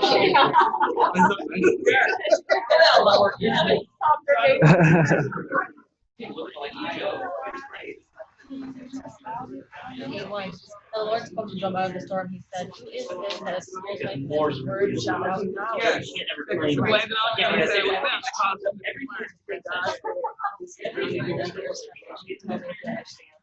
And we mentioned the difference is God can also measuring the process.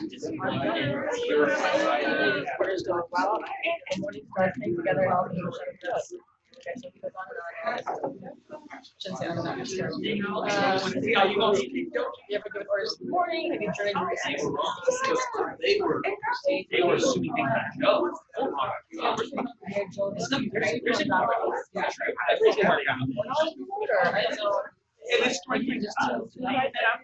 I spent years. That's not what you just kept saying. He was right.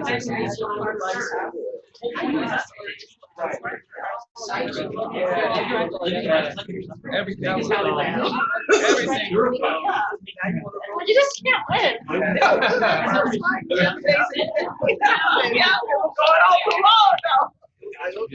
Very long time. I mean, I love this game. All right, one more minute. One more minute.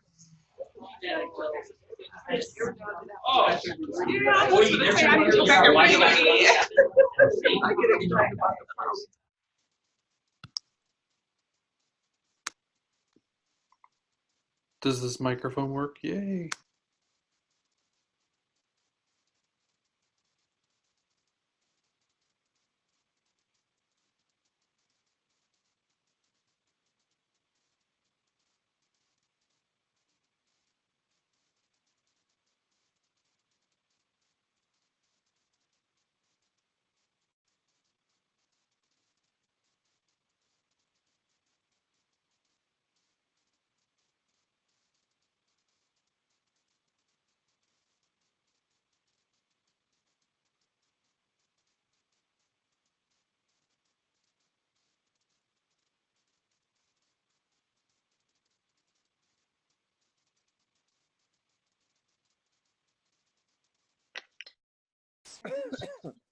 I don't know. Whoa. Can hear everybody but the class. They might be able to hear us though. Look out. Be careful. Be careful. I have some things to say because my mic. And another thing, if I have to listen to one. All right, we're back. Check, check. Okay. All right. So we got just like a few minutes before we go to Ecclesiastes. How would y'all articulate from your group discussion how the divine speeches speak to the meaning of the book? Anyone? I think they reinforce the role of God in that he's the one that knows and that it's not us. And I think they also, it also makes evident that he's still playing a role in it. Okay, good. So it doesn't entirely take God out of the equation, but it does say that we don't have enough information or knowledge to understand. Good. Others? What was your question? I mean, essentially, we're getting at what is the meaning of the book, but particularly, how do God's speeches answer the question about the meaning of the book? One or two more people. Anyone?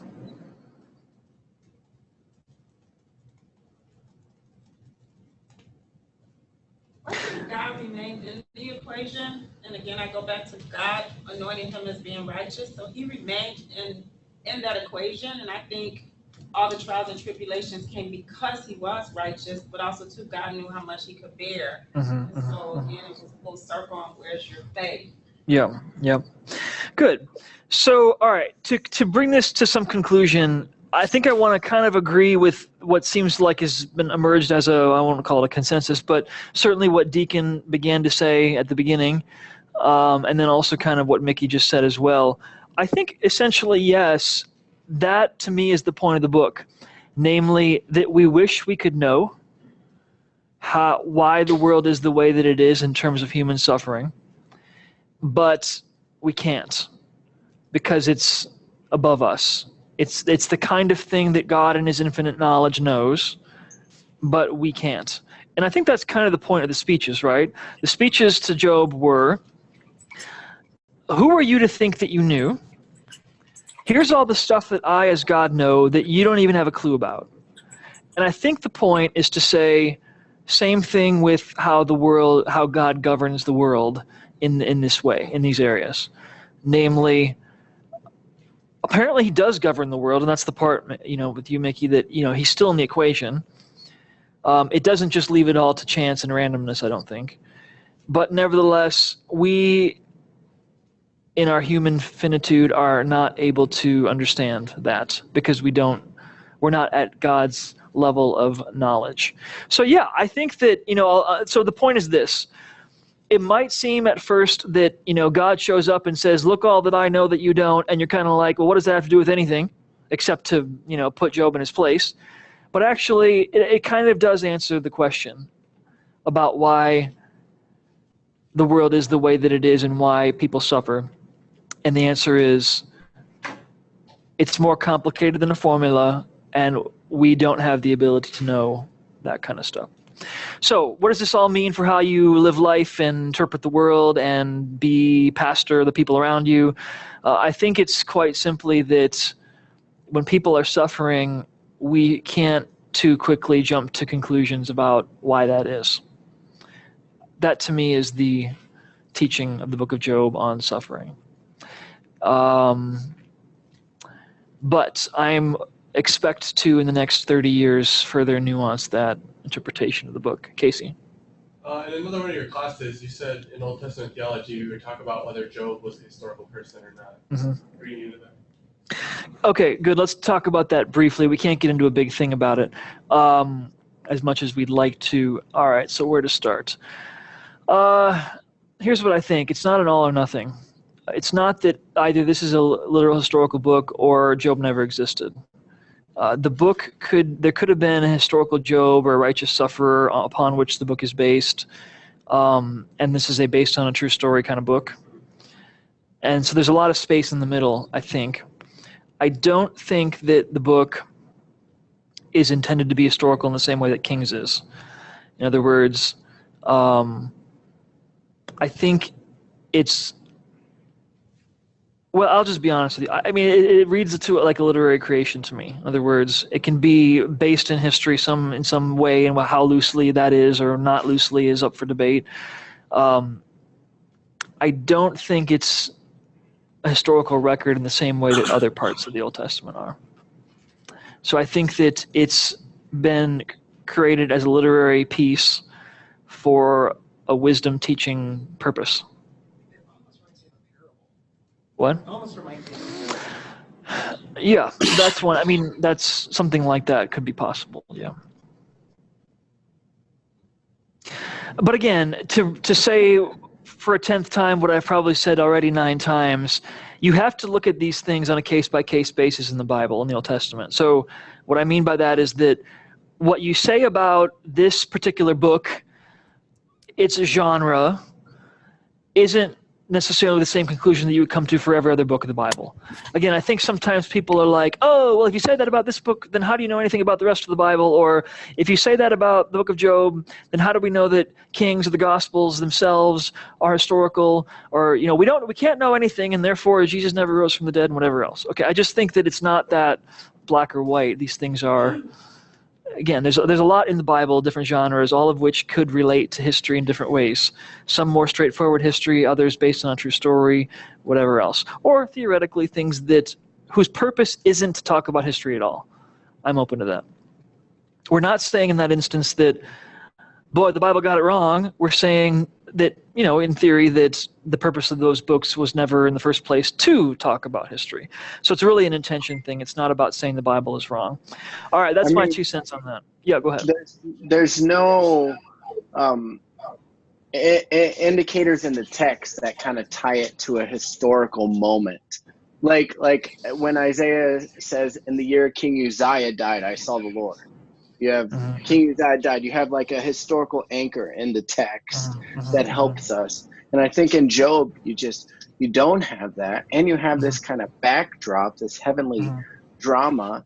And so I just think there's some freedom to come to some different conclusions because the text lets us do that in this instance. The text doesn't always let us. Right, but I think right. It lets us. Good. So, yeah, I agree 100%. So again, 2 things to conclude this. Number 1, it's a genre issue and it's a purpose issue. In other words, it's what is the purpose of this text and how does it relate to history? But then secondly, I'll say this. These are interpretive questions. Forgive me if I've said this before. I'm teaching another class right now. I can't remember which things I've said in which class sometimes. If I've said this already, I apologize.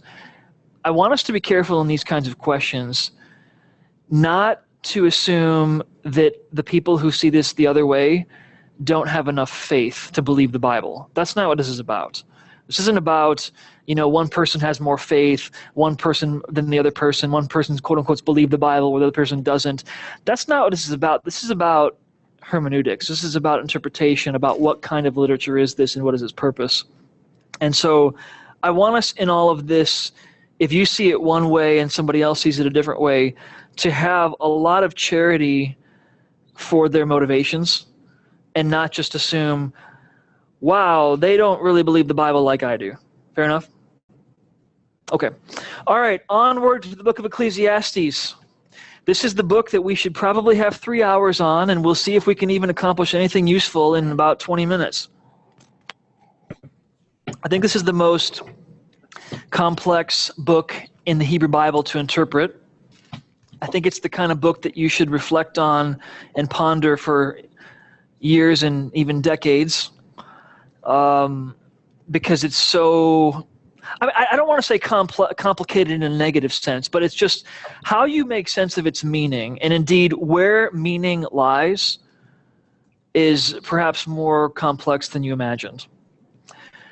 For example, the bulk of the book is the observations of a speaker named the preacher or teacher, depending how you translate the word. Probably better to call him by his Hebrew name Kohelet, because there's some debate about is it preacher or teacher, or probably neither of those, actually. In English translations of the Bible, you have to pick something, so you pick something. But probably better just to call the speaker Kohelet.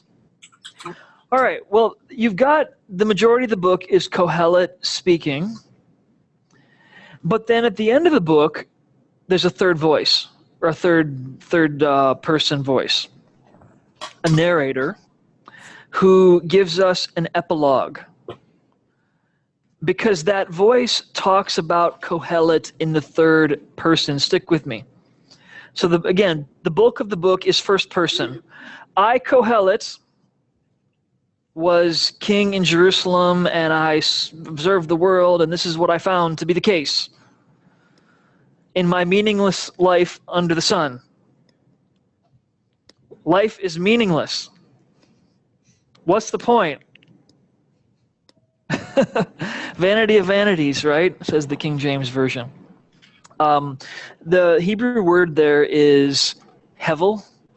It's usually transliterated with a B. But hevel, you could put a V in there instead of a B. So that's the word vanity in the King James, but there's some debate about how best to translate it. It's a core word for the teaching of the book, obviously, because over and over, Kohelet observes the world and concludes that it's hevel. And there's some other words that actually help us understand what he's trying to get at. he talks about life being like a chasing after wind. What would that mean? Graspable. What is it? Ungraspable. Yep, or futile, perhaps. Yep. So maybe that kind of helps us understand what he means by Hevel. Interestingly enough, this is just trivia. Hevel is Abel's name in Genesis. That's probably not really relevant here, but I'm just giving you a piece of trivia. So good. Now, when you read Kohelet's observations, it feels like, now this is my opinion, you could tell me if you agree, I think the book feels pessimistic about life. Now, you all could say, no, I don't think that's actually what's going on. And well, okay, we got 20 minutes to figure that out, so we can talk about it. But let me give you some examples. Let me put this on the board.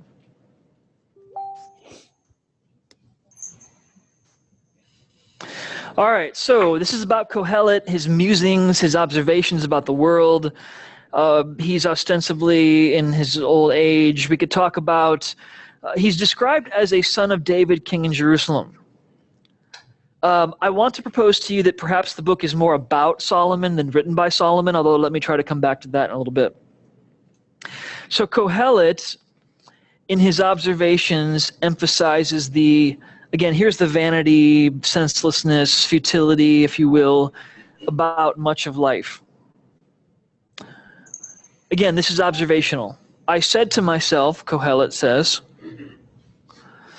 what happens to the fool, death, will happen to me also.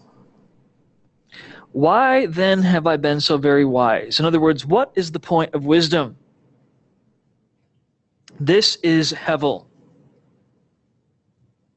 Okay, this feels different than Proverbs. Proverbs was, get wisdom, gonna change your life, best thing in the world. And now here Kohelet is saying, look, foolish people die, and I die. That is Hevel. The righteous and the wicked share the same fate. Now, quickly, remember that whole Old Testament view of the afterlife. For the Old Testament, both the righteous and the wicked go to the same place, the underworld. The Old Testament doesn't have a very clearly developed view of suffering for the wicked and reward for the righteous in the afterlife. In fact, there are places like Ecclesiastes, like Psalm 6, that seem to imply that, again, both go to the same place. So is there an eternal afterlife reward for righteousness? The Old Testament doesn't seem to teach that. And I think we've talked about that before. So that is somewhat reflected here. Kohelet wants wisdom or righteousness to have eternal benefits. But it doesn't, per the Old Testament view.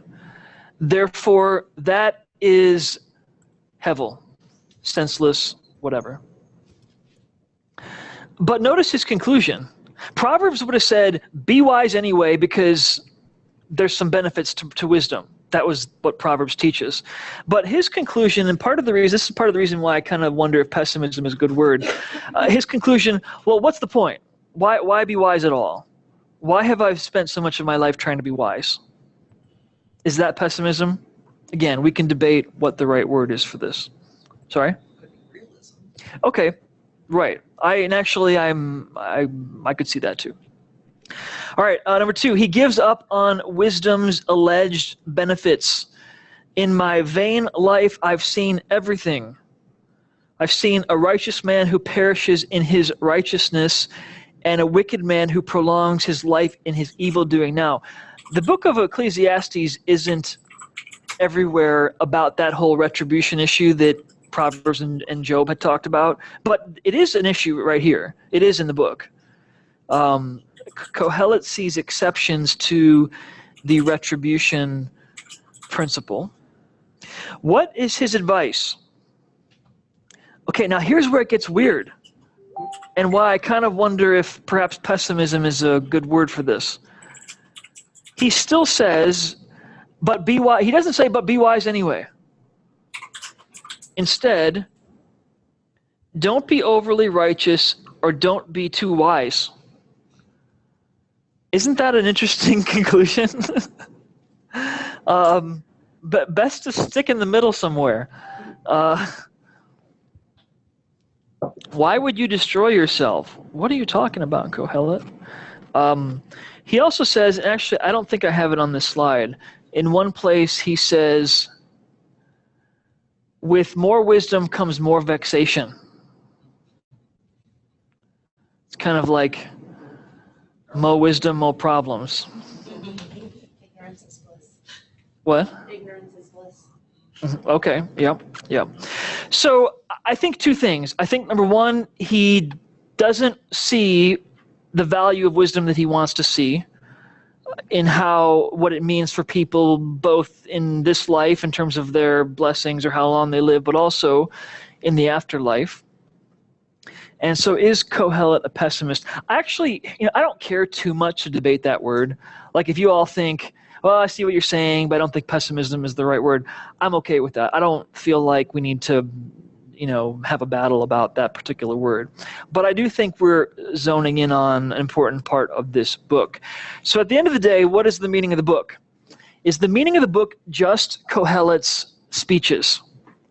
And is it just the case that there's this, again, I'll go with the word pessimistic, but you can pick your word, book in the Bible, and, what is that it, or what do you make of that? Let me turn it to you there, but I do want to come back around in just a moment about the role of the epilogue in the meaning of the book. Okay, your thoughts. How do we make sense of this book in the Bible if it's a kind of negative-ish book?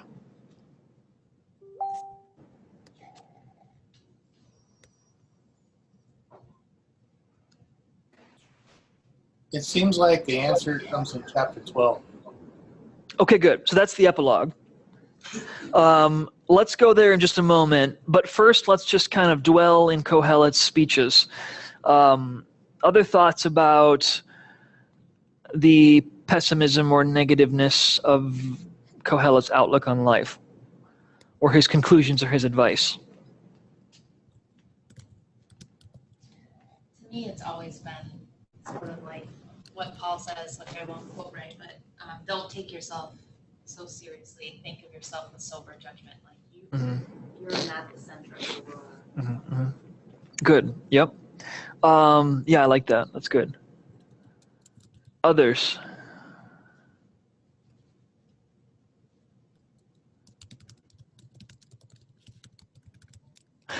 Let me kind of focus the question. Is Kohelet teaching rightly or wrongly? Is he teaching the right thing that we ought to think and believe? Or actually, are we not to think like Kohelet? Now, quick thing. There are Bible characters, or there are parts of the Bible that are not speaking correctly, like Job's friends, right? Is Kohelet set up to be a character like Job's friends that we're not to think like? Your thoughts? My immediate response would be no. I'm open to being corrected on that, but one of my favorite quotes from the reading this week was in the Rutledge book. He quotes a scholar named Hubbard, who says, Proverbs seems to say, here are the rules for life, try them and find they will work. Job and Ecclesiastes say, we did, and they don't. Yeah. And I wonder if this could be an expression of Brueggemann's testimony, counter-testimony inclusion in the text.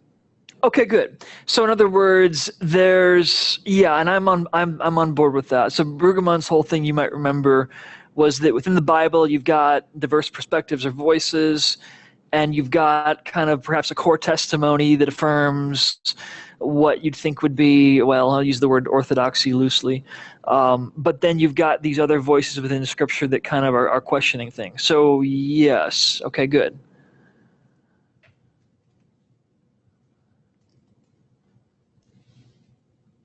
So in that case, so in that scenario, Kohelet would be a voice who is, sorry, we got like a thunderstorm. I've been watching lightning out back here behind the, anyway, hopefully the lights don't go off. If we disappear, we'll see you next week, okay? Sorry, I lost my train of thought. What was I saying? Just starting a new thought. What? Brueggemann and the counter. Yeah, all right, good. So so in the Brueggemann deacon view here, if you will, Kohelet's perspective here is one that we should affirm or embrace as another perspective on how the world works that is just giving us kind of a perspective that's different than Proverbs. I get that. Okay, good. Would anybody venture to say that maybe the book itself sets up Kohelet as a bad example?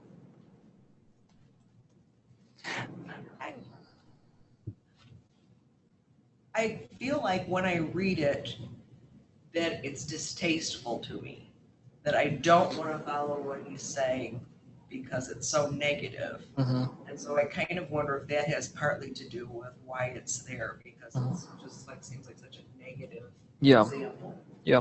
Mm-hmm. Yeah. Others?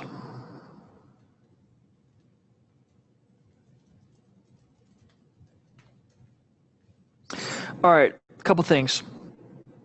I wonder if death is very much in the background of this book. Maybe this book is set up to deal with the pessimism and despair from an Old Testament view of the afterlife. That's one way to read this book. Related to this is normally you can kind of set aside authorship questions about who wrote a book and that kind of thing, but actually I think it's very relevant to the meaning of the book in this case. Let me say a couple things to you about the role of Solomon in this book. I think the book is about Solomon. I don't think it's by Solomon. Or it's about a Solomonic kind of king. Now, if you're wondering, well, where do I get that? Well, number one, I don't think the Bible clearly, explicitly says that indeed Solomon wrote the book any more than another part of the book in which there's a character that character wrote the book necessarily. I mean, Solomon's a character in the book, certainly, yes.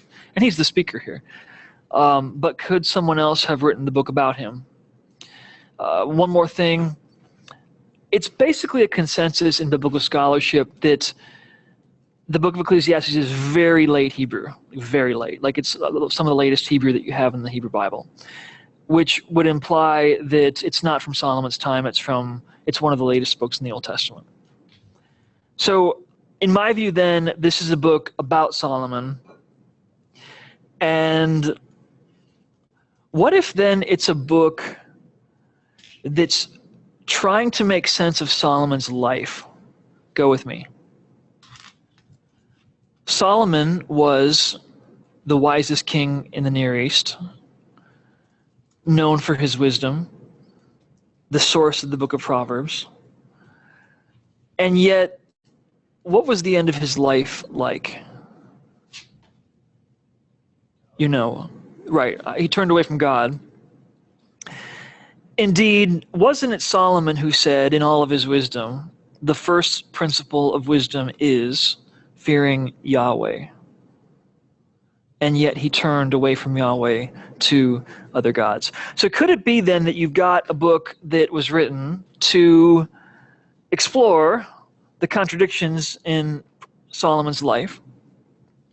Maybe it's a satire on Solomon, although I'm not entirely committed to that word. But I think it does get us thinking. So I think those are interesting ways to think about the book. Now, we haven't yet got to the epilogue, which is what we need to get to in our last 6 minutes. Any thoughts on those two proposals? I think death is a big part of this, and then also, is this kind of a satire-ish account of Solomon's life and the contradiction of his wisdom and his folly at the end of his life?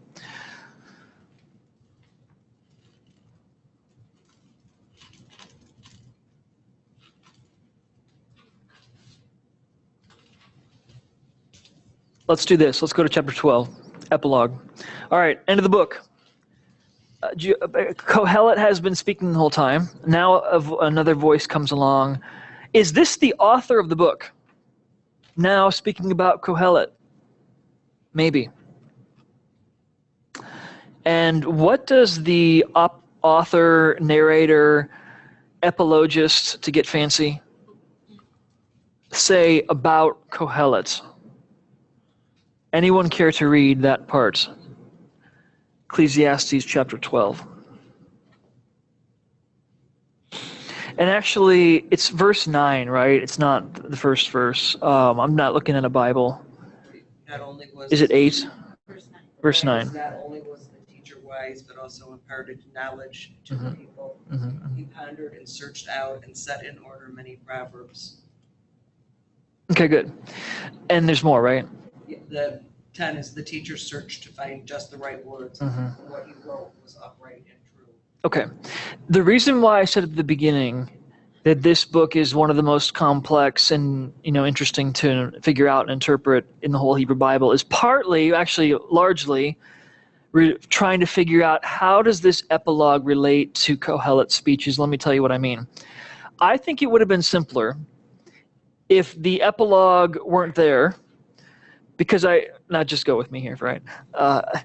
Because I could have just concluded, okay, Kohelet is set up to be a bad example.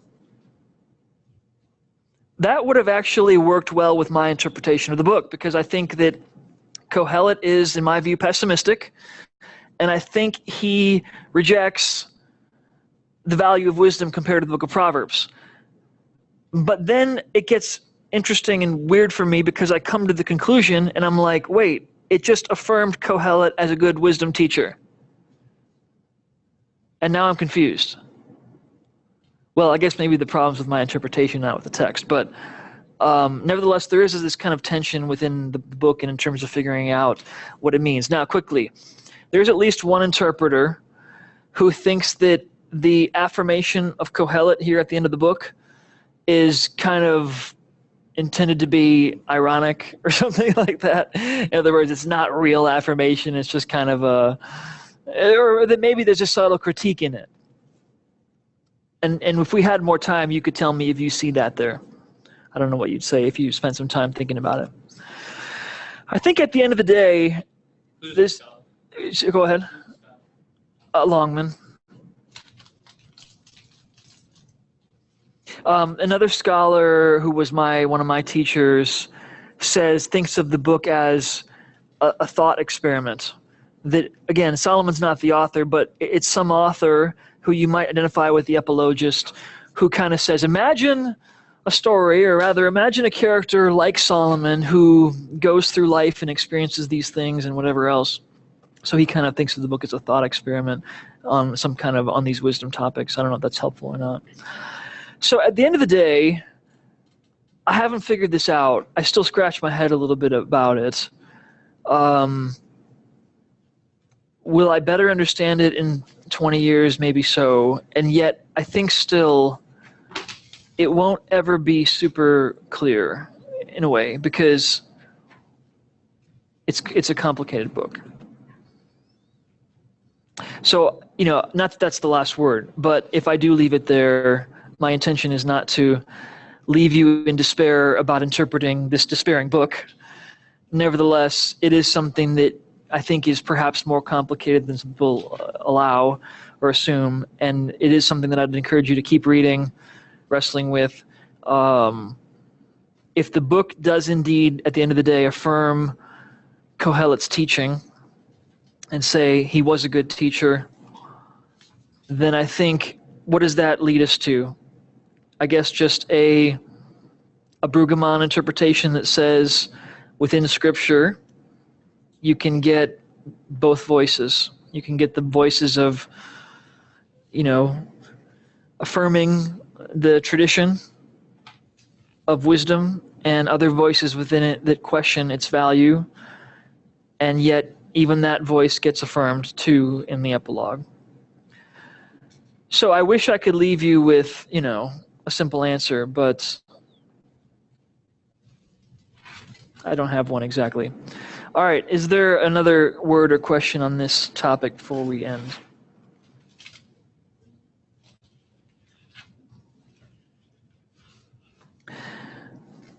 Okay, quickly. People have also said things like, this would kind of fit into the larger umbrella of Solomon is not to be taken as a good example. They might say, this is observation gone awry. Because remember, Solomon looks and he observes and he says the following, comes to these conclusions. Or maybe you'd say, this is how the wisdom enterprise itself of a bottom-up epistemology of figuring out the world from your observation either isn't a good thing or at its extremes can go awry. Those would all be examples of kind of seeing Kohelet as not a good teaching. And that maybe that's the point of the book. By the way, I think in that scenario you can affirm the book, just like you can affirm the book of Job, even though it's set up to kind of set up these bad characters as examples. Does that make sense? But the big question then, and I'll conclude with this, is do those interpretations work with the epilogue? And that's where I can't come to a place where I can maintain all that in my brain without some tension. All right. I don't know if I helped things or made things muddier, but this is a complicated book. So I wish we had more time, but we will call it a day. How are we doing for time? Oh, we're over time. Okay. So if y'all are burning with questions on Ecclesiastes in the next 7 days, come back and we can maybe pick it up again before we start next time. Okay. See you all next week.